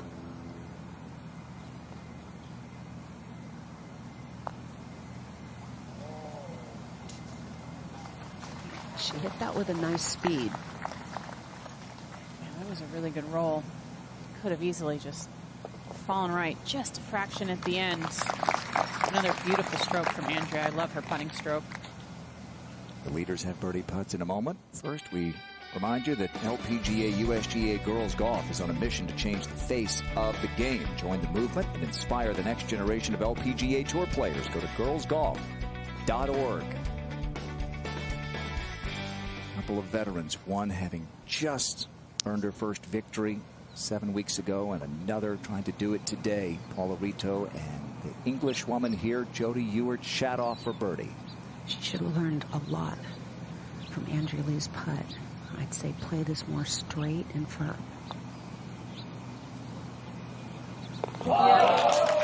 So she has really come alive here when she needed to. I think that was a really, really big putt. Little left to right breakers. It's not an easy putt in general for most right-handers. It's the less comfortable of the directions from about 8 feet. That was really solid. And now it might lengthen perhaps mentally this putt for Paula Rito. Not much here, but not in either. And this to stay tied. I'm sure Paula has just been focusing on making this putt regardless. Players get into their own bubble, and you cannot let yourself get affected by what your opponents are doing. It's just This is a 3-footer. Sounds easy. You know, where do you want to place it? Visualize how it's going in and then commit to it and go. She's been focusing on trying not to think as much. Once she chooses her line, just set up, commit, and stroke the putt the way that she wants to. That's all you can control. She hasn't missed many this week from that length. She's been the best putter this week, made the most birdies, and a little bit of wiggle room now for the co-leaders, Ewart Shadoff and Rito, as they make their way to the 15th. Georgia Hall finishing up.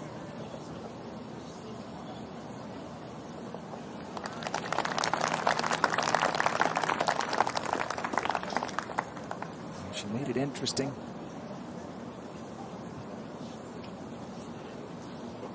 A terrific year.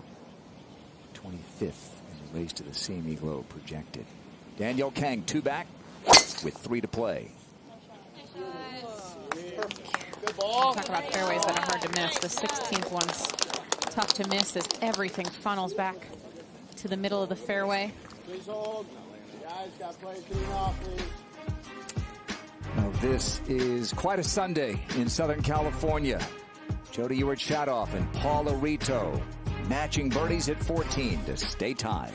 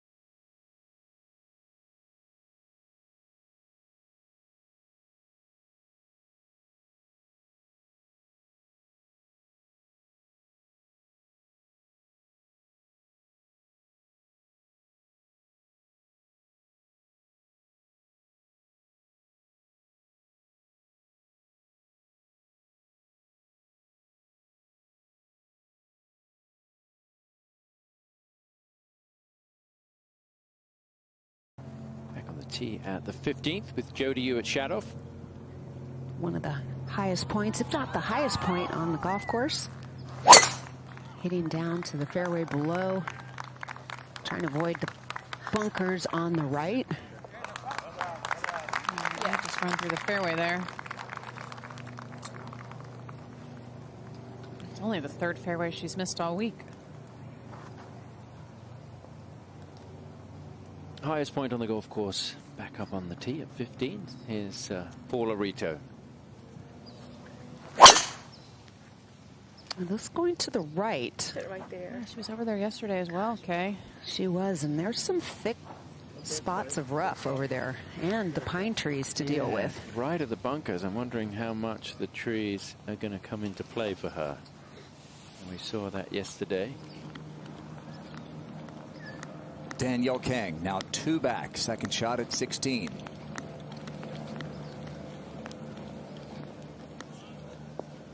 Trying to use that backstop. Oh, she got it beyond the backstop.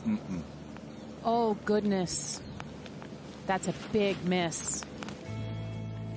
If you'd like to join the LPGA and its players in their support of Hurricane Ian relief, along with the ongoing recovery efforts in Florida and across the Southeast, go to redcross.org and text the name Ian to 90999 to make a $10 donation. LPGA is going to finish its season there on the west coast of Florida, Bel Air, Florida, the Pelican Women's Championship, then down the coast at Tiburon for the CME Group Tour Championship. We are looking forward to seeing our friends down there soon. 17. This is Gabby Lopez. Check in with Gabby. She's 1 under for the day. Started just inside the top 10, has fallen back slightly into a tie for 13th. And putting back across the green at 17 should be up the hill, certainly at the beginning. And she'd gotten off to a hot start today. Tom, I was wondering if it may be a little similar to her huge come from behind victory in Toledo not too long ago. It's going to stay out to the left. Good pace.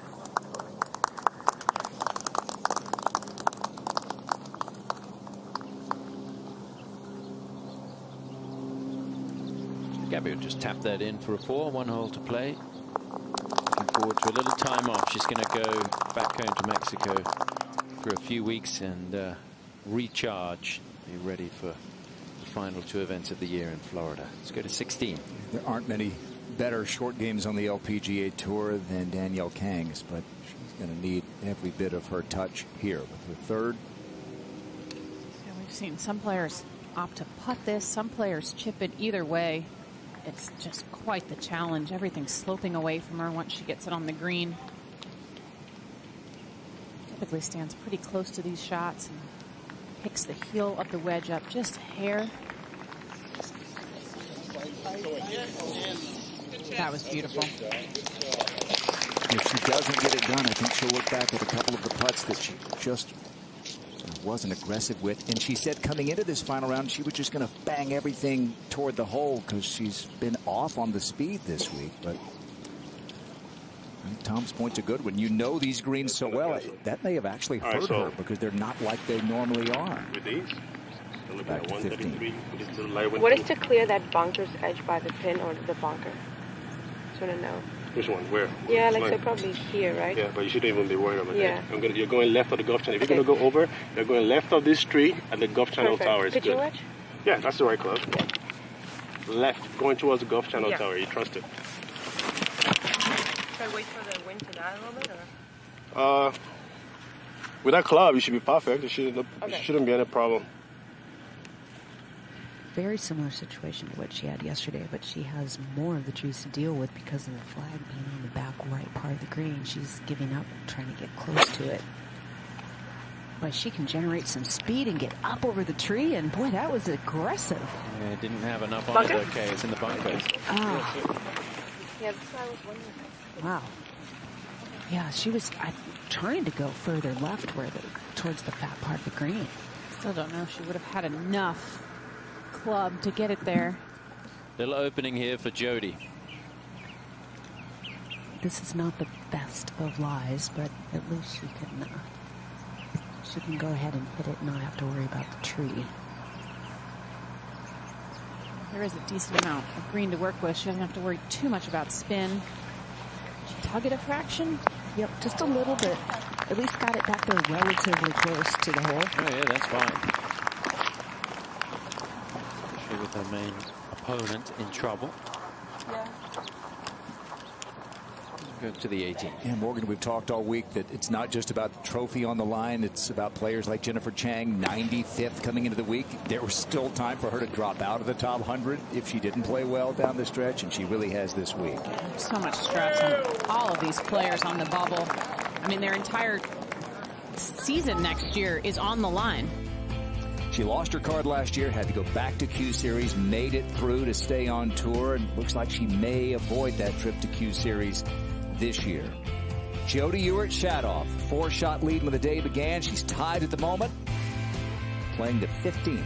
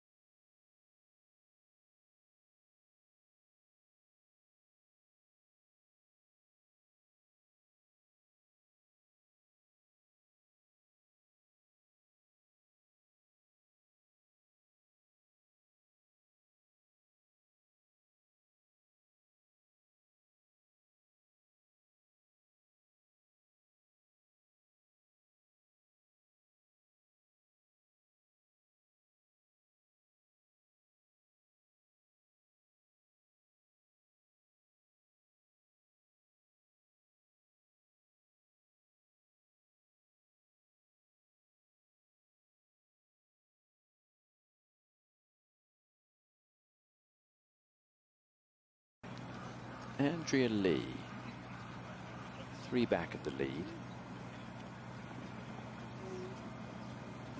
This putt's uphill, steadily uphill the entire way. 25-footer. Just has to pretend like it's a couple feet further away than it is. Might trip a little right to left. When she won in Portland, she made 5 birdies on the back 9. She's made 2 already today on the back 9.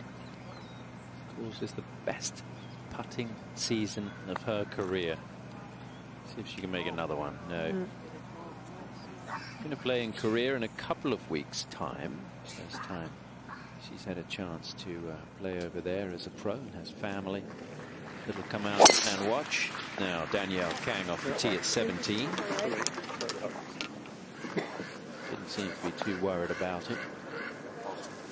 It's through a little canyon really, this fairway, so as long as you don't miss it too wide, the ball bounces down into the short grass, and that's in prime position for Danielle Kang. You've got to think she's going to have to maybe finish birdie eagle here over the closing stretch. Certainly birdie birdie. Now, Jody to take the solo lead with 3 holes to play. This putt is at the back part of the green. It's just going to be gently gliding across a little bit of a slope, just a gentle left to right movement the entire way. Danielle Kang used a putt on a similar line, short, didn't quite figure out the slope.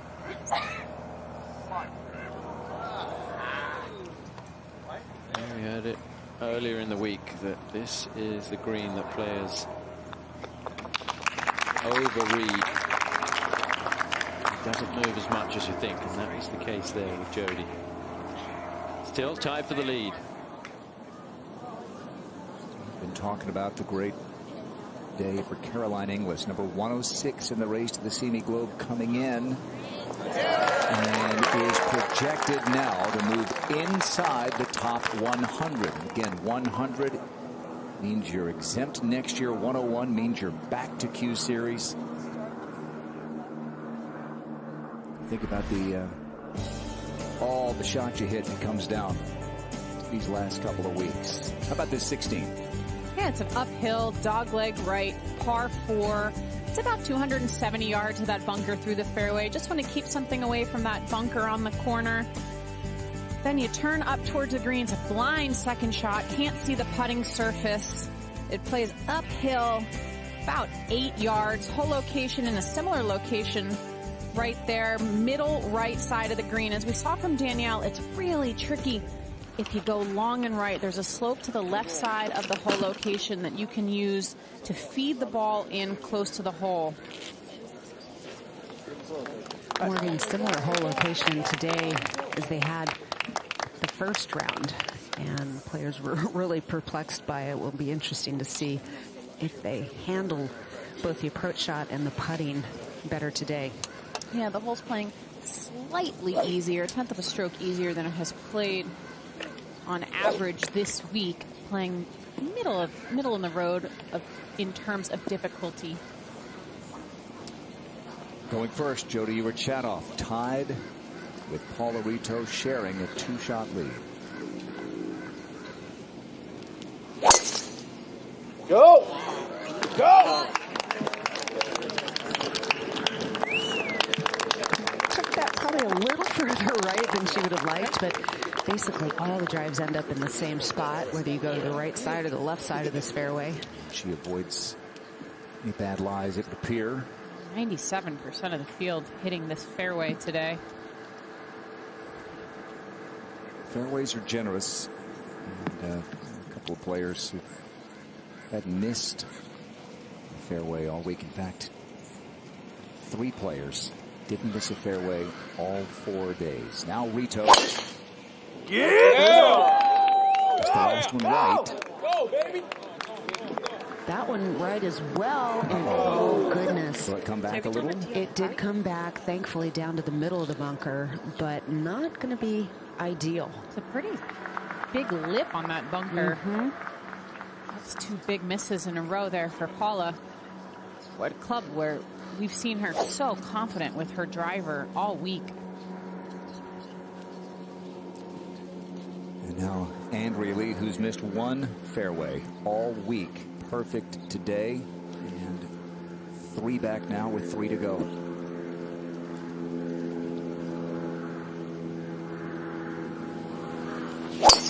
Oh, yeah! Some would call that boring golf. But players work very hard to hit a high percentage of fairways and greens. The more boring the round of golf, usually the better. The better off the result. Up at the 18th, Jennifer Chang played collegiately at USC from North Carolina. And a big time performance for Jennifer Chang when she really needed one. And she's projected to move up 4 places. You say, well, that's not that big of a move, but that almost locks in the fact that she's going to stay inside the top 100. Yeah, that's what I'm thinking. That could be just enough. That putt, maybe. Incredible. We're looking at the top of the leaderboard. There's so many stories down below. Andre Lee, Paula Rito players who lost their cards, came back, now they're winners.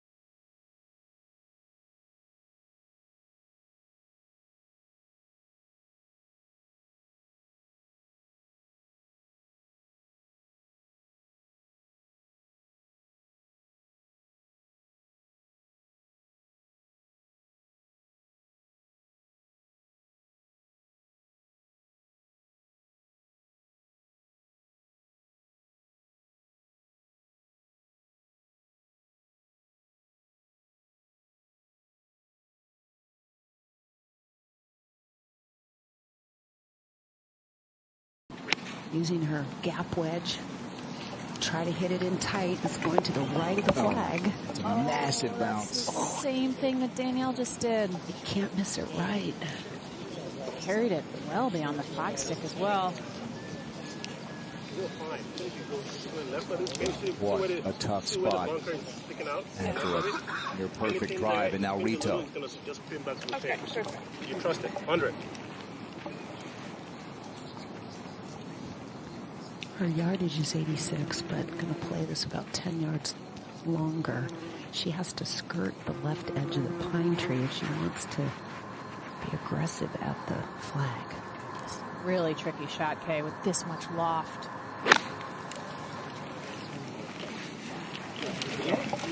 That sounded clunky. Easy to catch it heavy with that sharp of a leading edge. It's almost better to maybe take one or two more clubs and take more of a three-quarter type swing. Still going, and that's going to pick up speed.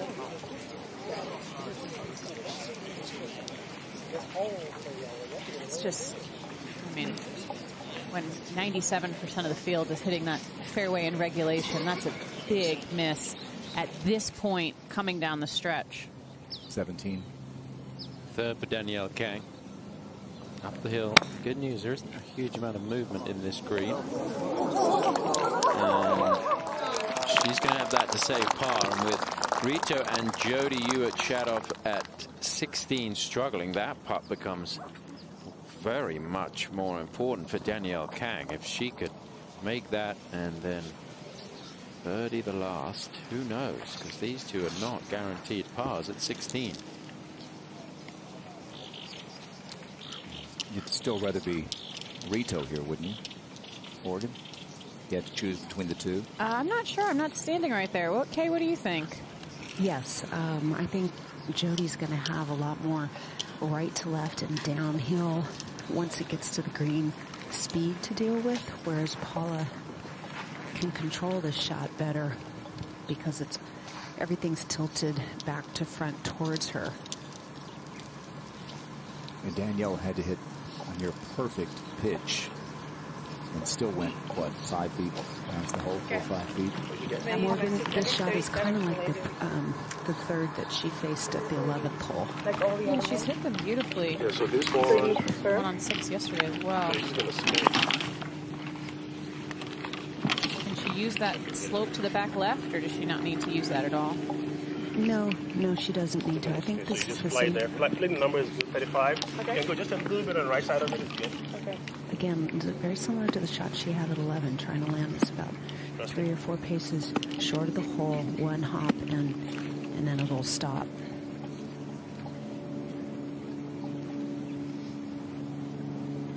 Jody Ewart-Shadoff, a very interested spectator up right of the green. That was the right idea. She just pulled it a little, so now it's kind of above the hole. It seemed like the club turned over a little bit on her through the shot. Came out lower and much more to the left than she was looking. 17. Very important one here for Kang. Little bit. It was a good 4 in the end, scrambled to make the par. So 13 under. At the moment, 2 back, but it could be 1 back, depending on what happens at 16, and she's heading to that par 5, 80. Back at the 16th, Andrea Lee will be next, I think, Kay? Yes, both she and Jody have the putter out. So I'm going to go ahead and try to deal with the grain and the slope on this closely known area. Just try to give it a good wrap and get it going up on the green, a little right to left movement once it hits the surface or the putting surface. She's got a lot of fringe to putt through, especially with grain growing back towards her. I could almost rather see like a 7-iron pitch and run shot.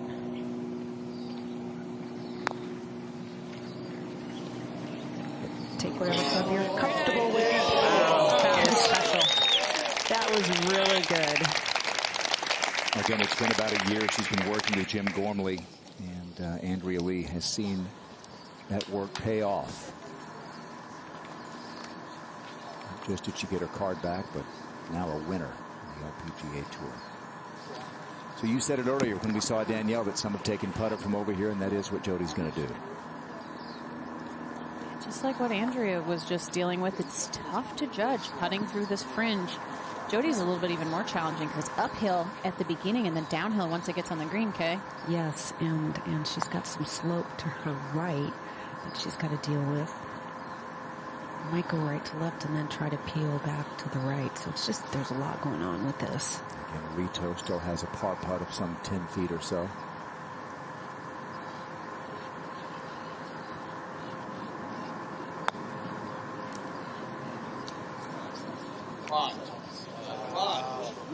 That's bad. 2 different ways to do it, and both executed pretty well. Rito will putt first, and then Shadoff on the tee at the 18th. At the moment, 2 back, Danielle Kang. She doesn't quite have the firepower to get there in 2. It's a 3-shot hole for Danielle. Even if she were to hug the left, I don't think that she could quite get it up close to the front of the green.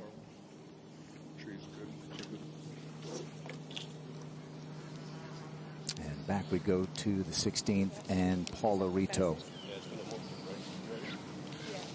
Incredible to think of the birdie she made at 17 yesterday from Kay, what was it, 40 feet at least, that got her into this final group. And you just wonder about the dynamic, being able to play with Jody today. It was that putt at 17 that did it.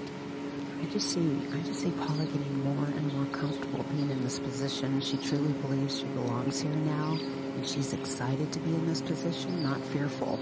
She did seem to have played a little bit more freely on the front nine when she was trailing as opposed to when she first got into the lead. But this is for her 10th one putt of the day.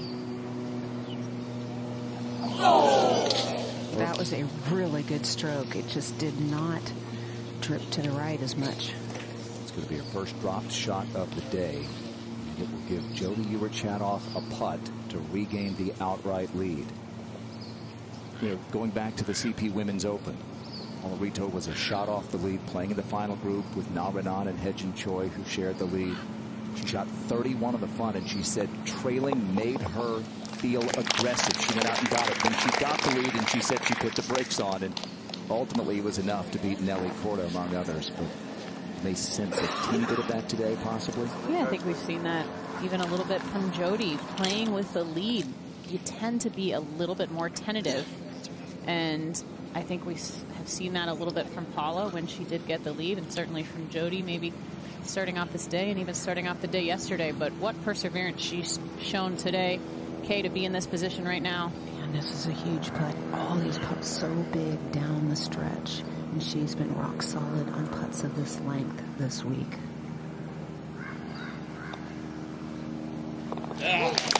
Another huge putt from Jody Ewart-Chatoff.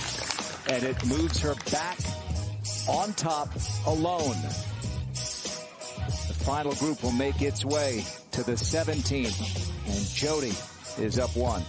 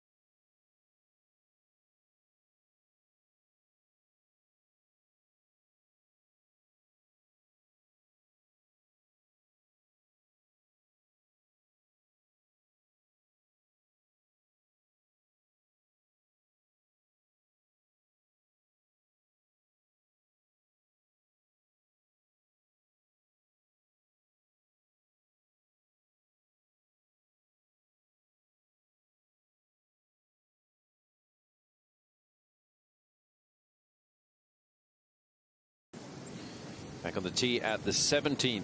Jody has a one-shot lead, and this is a very inviting tee shot, Kay. It is. It's just, you feel so confident off that elevated tee to this wide fairway, and she just busted that one. Yeah, this is definitely a golf course that will help pad your driving average stat. Over 90% of the field hitting all of the green, or the fairways, excuse me, on the back nine. Oh boy. Oh, this is a third for Danielle Kang. A bit of a depression. See, even on that shot, she tried to lift the heel up a little bit, just to have less of the leading edge going through the ground. It was pretty well done, especially from that lie. Unlucky to end up there. Well, on the 18th hole just a couple of weeks ago, the Walmart Northwest Arkansas Championship, she was a shot behind Ataya Titikun and hit this third at the par 5 18th. Ran up to take a look, saw it go in, stuck the low 5 with Ollie Brett, gave her the lead. Ataya Titikun would birdie 17 and win in a playoff. But what a year it's been for Danielle Kang. She wins the season opener, the Hilton Grand Vacations Tournament of Champions.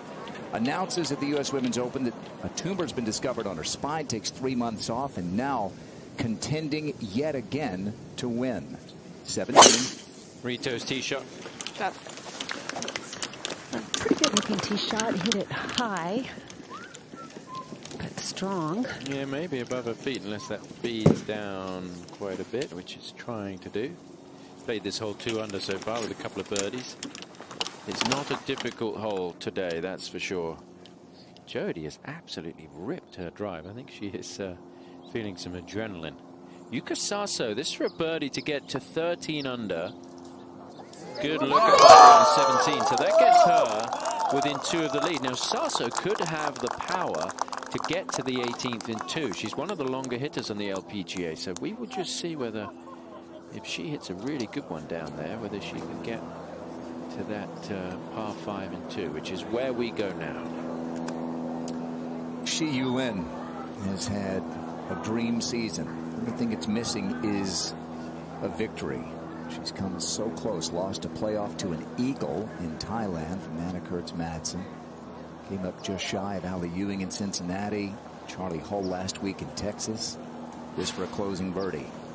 It's her #1 goal to finish this season with a win. It's not going to happen this week, but she's playing tremendous golf, and she still has a few opportunities left in this season to get it done. That's going to move her into a tie for 8th. She's the highest ranked player in the world without an LPGA title. 17th now. Another top 10 for China's Shi Yulin. 17. This is just a moment ago. Second shot for Andrea Lee. Yeah, from the right-hand side of the fairway. 7-iron in hand. Aggressive line. Oh, good line. Very good.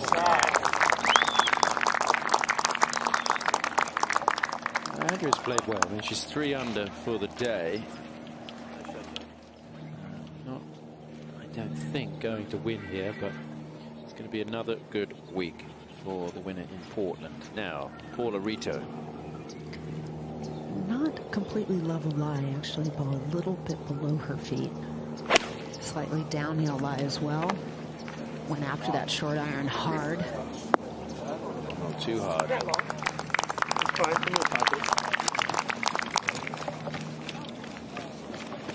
See how the adrenaline affects Jody here with this second shot. I think she's got to be really fired up, Kay. Yeah, she crushed that drive a good 290 yards. Only has a wedge in, and it's just going to be a small one.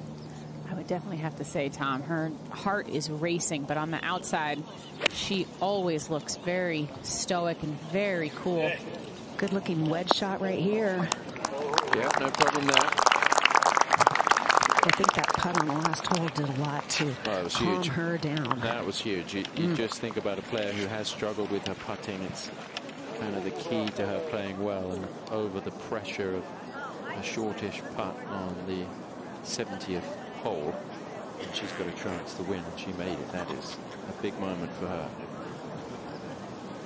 Well, this is a place that has meant so much to Danielle Kang, the Satakoy Club. She's an honorary member here, played it growing up, one of the many courses she played growing up, even at Pepperdine when she was there for a brief time. She would play here with some of the guys from Pepperdine's team, and this part of the world means so much to her. Remember at Sherwood Country Club for a long time, and Southern California kid who's become a major champion, proven winner, and another great showing when it didn't look like it was going to be her week just a couple of days ago.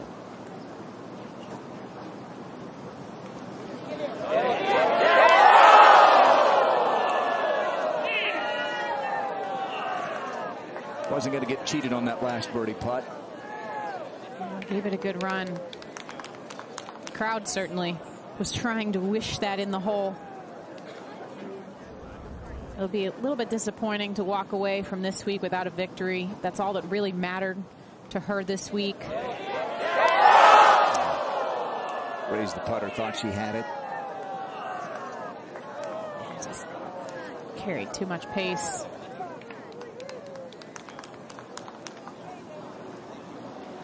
But all in all, really rebounded well from her second round. Little struggle. She said she was shaky earlier in the round on Friday afternoon. But what a weekend she's put together here. What a comeback from that harrowing diagnosis of a tumor on her spine. Announced it at the U.S. Women's Open. It's her 5th start since coming back.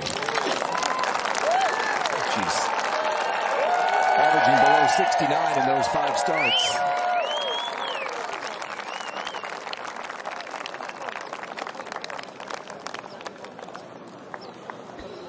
Time for 3rd at the moment. Yuka Saso may have something to say about that. Maybe, who knows, about who's going to win this LPGA Mediheal Championship.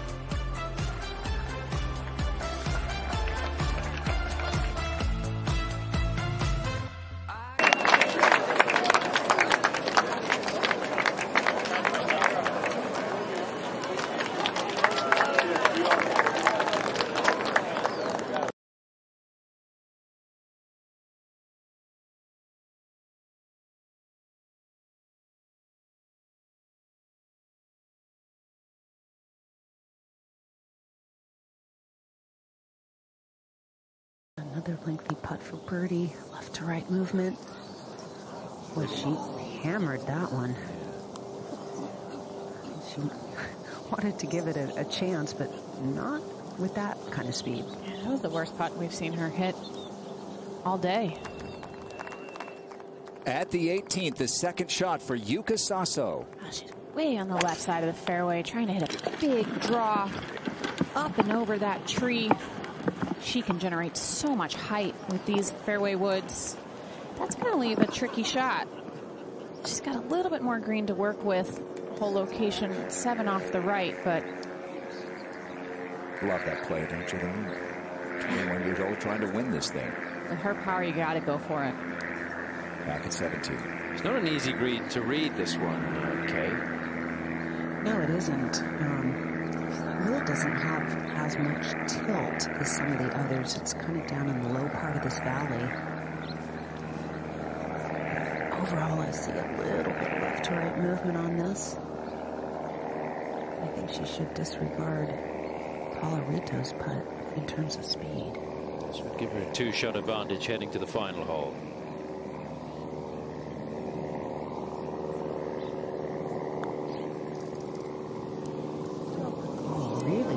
That one. I think after seeing Paula's, not surprised to see her come up short a little bit, plus having the lead and Paula still having a tricky little par putt left. We talked about the nerves, looking as we watch her now like she's pretty calm, and it's been like that all day, but this is such a big moment for Jody, and there must have been times where she thought, well, am I going to be able to continue playing, when she had struggled with the back issues? But, you know, am I ever going to be a winner on this tour? Am I ever going to do what Andrea Lee and Paula Rito have done this year? And she's got a chance to do it now. There's got to be some nerves in there. She's got to be feeling it. Now, this for a birdie. This to get within 2.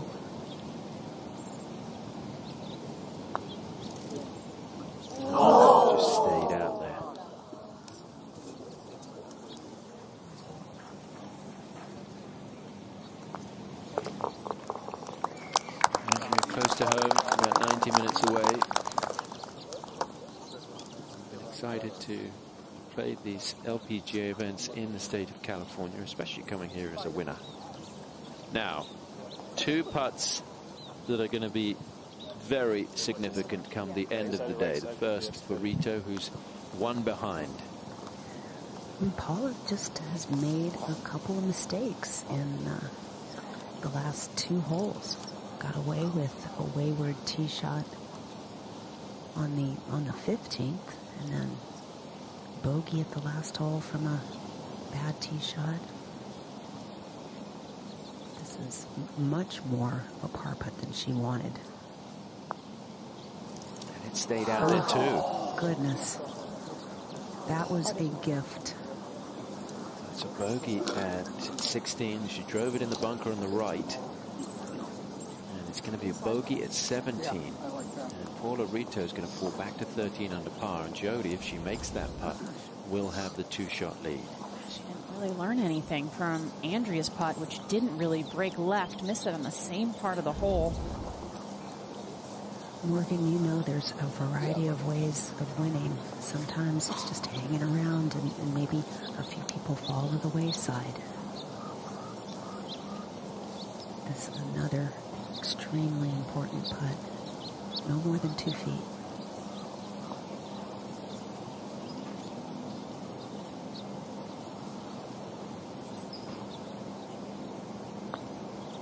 Yeah. Has the cushion heading to the 72nd hole.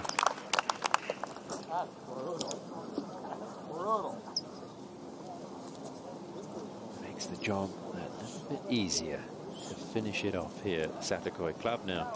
Rito just to tap in. So she'll drop back. And we'll need something special on the 18th, and maybe a little bit of help from Jody Ewart-Shadoff. Not over yet, but makes Jody's task so much easier with the mistake that Rito made at 16 and again here on the green at 17. Let's go to 18 now. And Yuka Sasso's 3rd, the par 5. Pretty high flop shot here. Wow, look at how much height she generated on that one.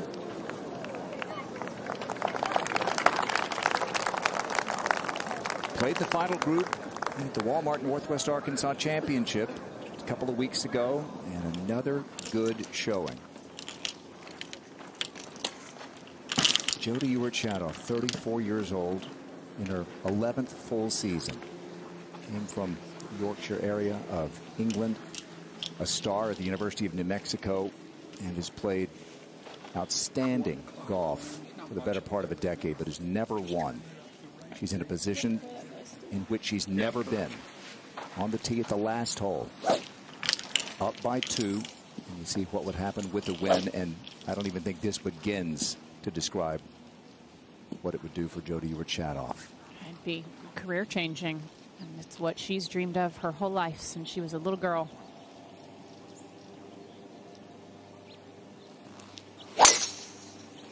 If you need someone to hit a fairway and a green and really make someone do something spectacularly, come to the right player. Jody Ewart-Shadoff, another one right down the middle. Parents Zoe and Harvey are watching back in England, cheering her on. Her husband Adam, sportscaster in Orlando. I think this may lead his sportscast tonight if she finishes this off. Now Andrea Lee.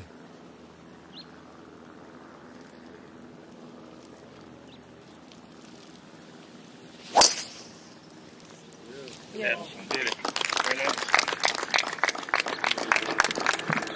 I think we're really starting to see the Andrea Lee that we saw in amateur and college golf. Just consistency, consistency.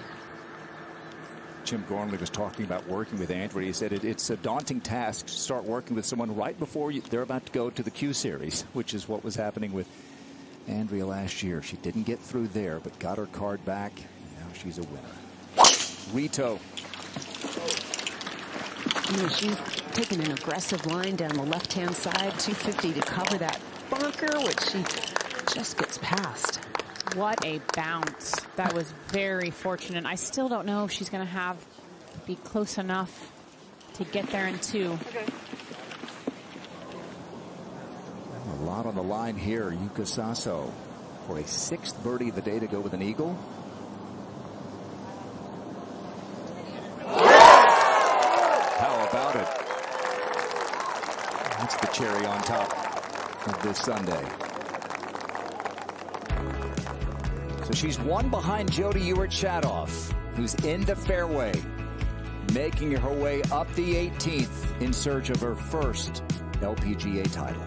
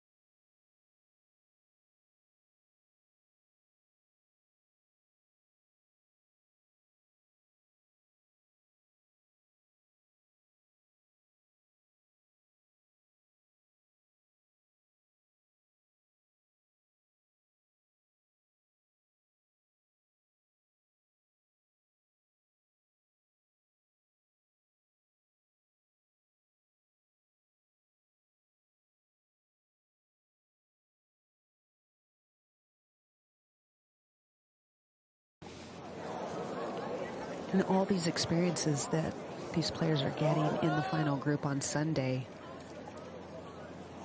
you're going to learn from what you did well. Why did you make the mistakes that you made, and how can you correct that next time? Henry is bogey free today, 3 under. She's played very well. So your numbers are 256, 5. Not sure about that one. 61. A little bit of a depression. Back-to-back bogeys for Rito. She's 2 back. You want to just lay it up? Yeah. Okay. All right. And with that, because there's still more room to the left,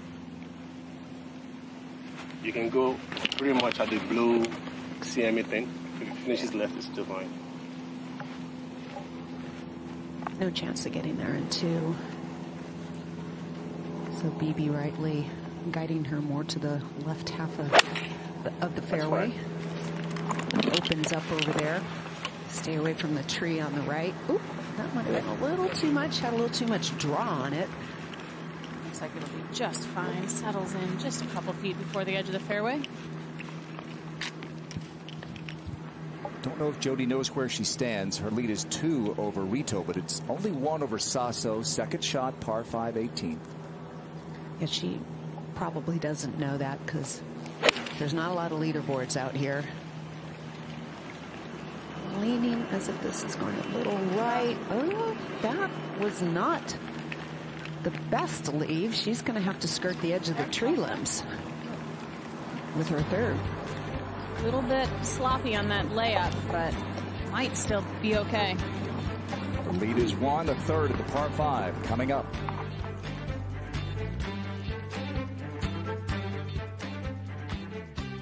Today's coverage is brought to you by Mediheal. Mediheal today, beautiful skin tomorrow. By Volunteers of America, helping those who need it most for over 125 years. And by Skechers Go Golf, comfort-driven styles worn by Brooke Henderson.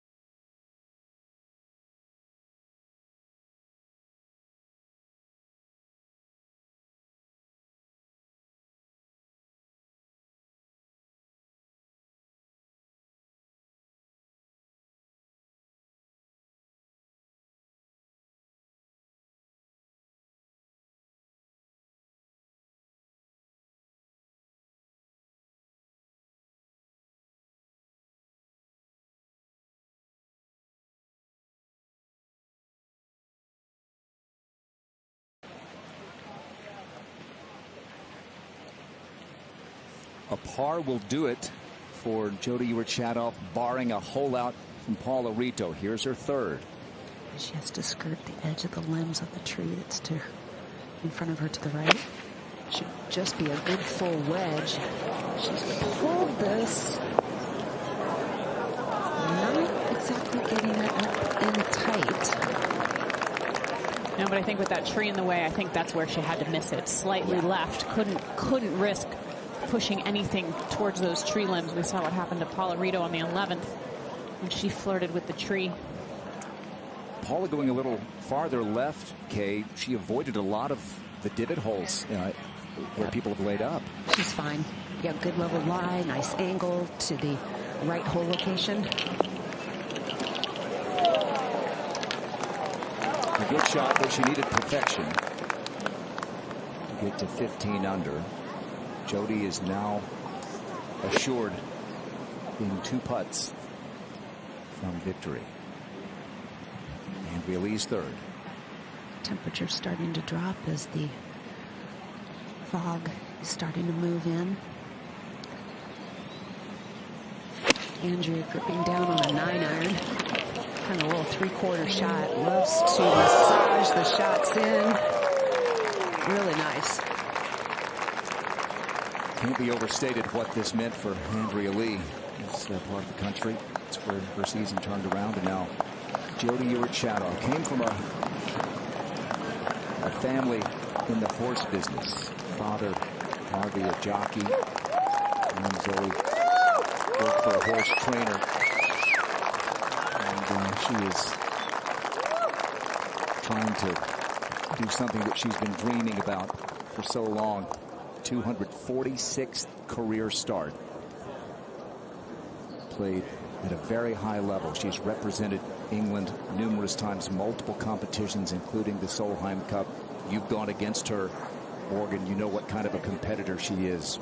But trying to do something that she has wanted to do for now 11 seasons on the LPGA Tour. Yeah, she's never given up. She just grinds and fights her way. She's always been a grinder. I think I played with her in one of her very first events, her first full season on tour in 2012. And I've always enjoyed playing golf with her. I feel like she has always had one of the very best golf swings, very efficient. You know, her coach, Grant Waits, he's told me, he said, I've coached a lot of major champions, but I think Jody is the best player that I have ever coached and one of the best ball strikers that he's ever coached. And this week in particular, she has put it all together, potentially for the very first time, especially with that club in her hand right now.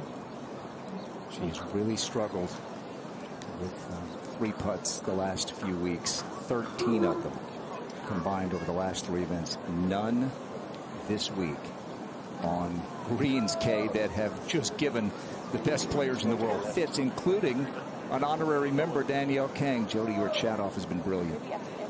It just shows you, even for Paula Rito, she's putting very well this week. Save the last 2 holes, but sometimes, Morgan, you just connect with a golf course. You love the lines, you love the way the putting surface looks, and you feel right at home on it, and you're a little more relaxed. She's talked about that all week, how comfortable she is here. See the lines. This to finish at 14 under and a tie for second. Oh, so close.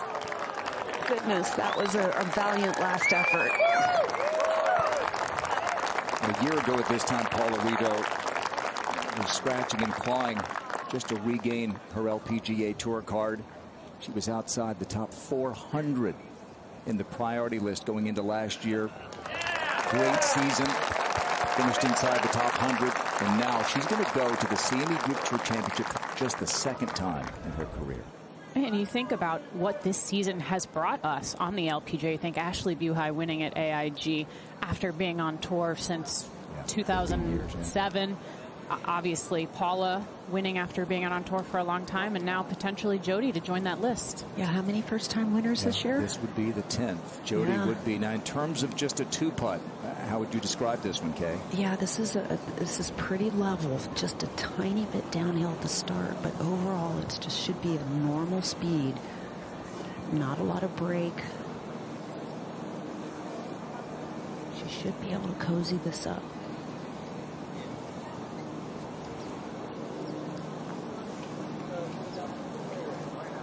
Looks like nice speed. Yep. Sometimes the hardest thing to do in golf is to 2-putt when you know all you need is 2 putts, but that was really well done.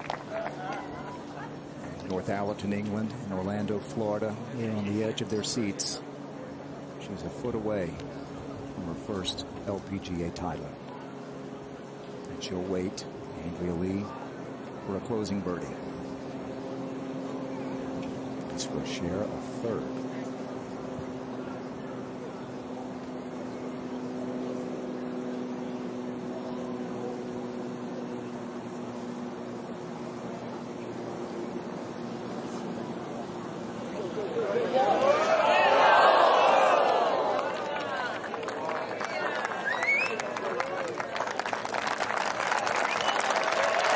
The crowd knows it. You can feel the buzz. Go through the routine one more time.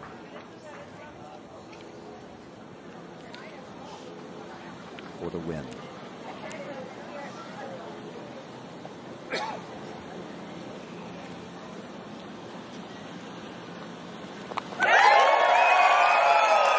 In the 2-horse race, it was Shadoff by a nose to win for the first time on the LPGA Tour, and she does it wire to wire.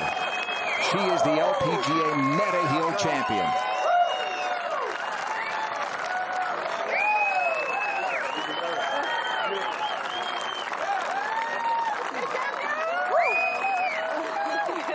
Paula knows, doesn't she? Andrea knows.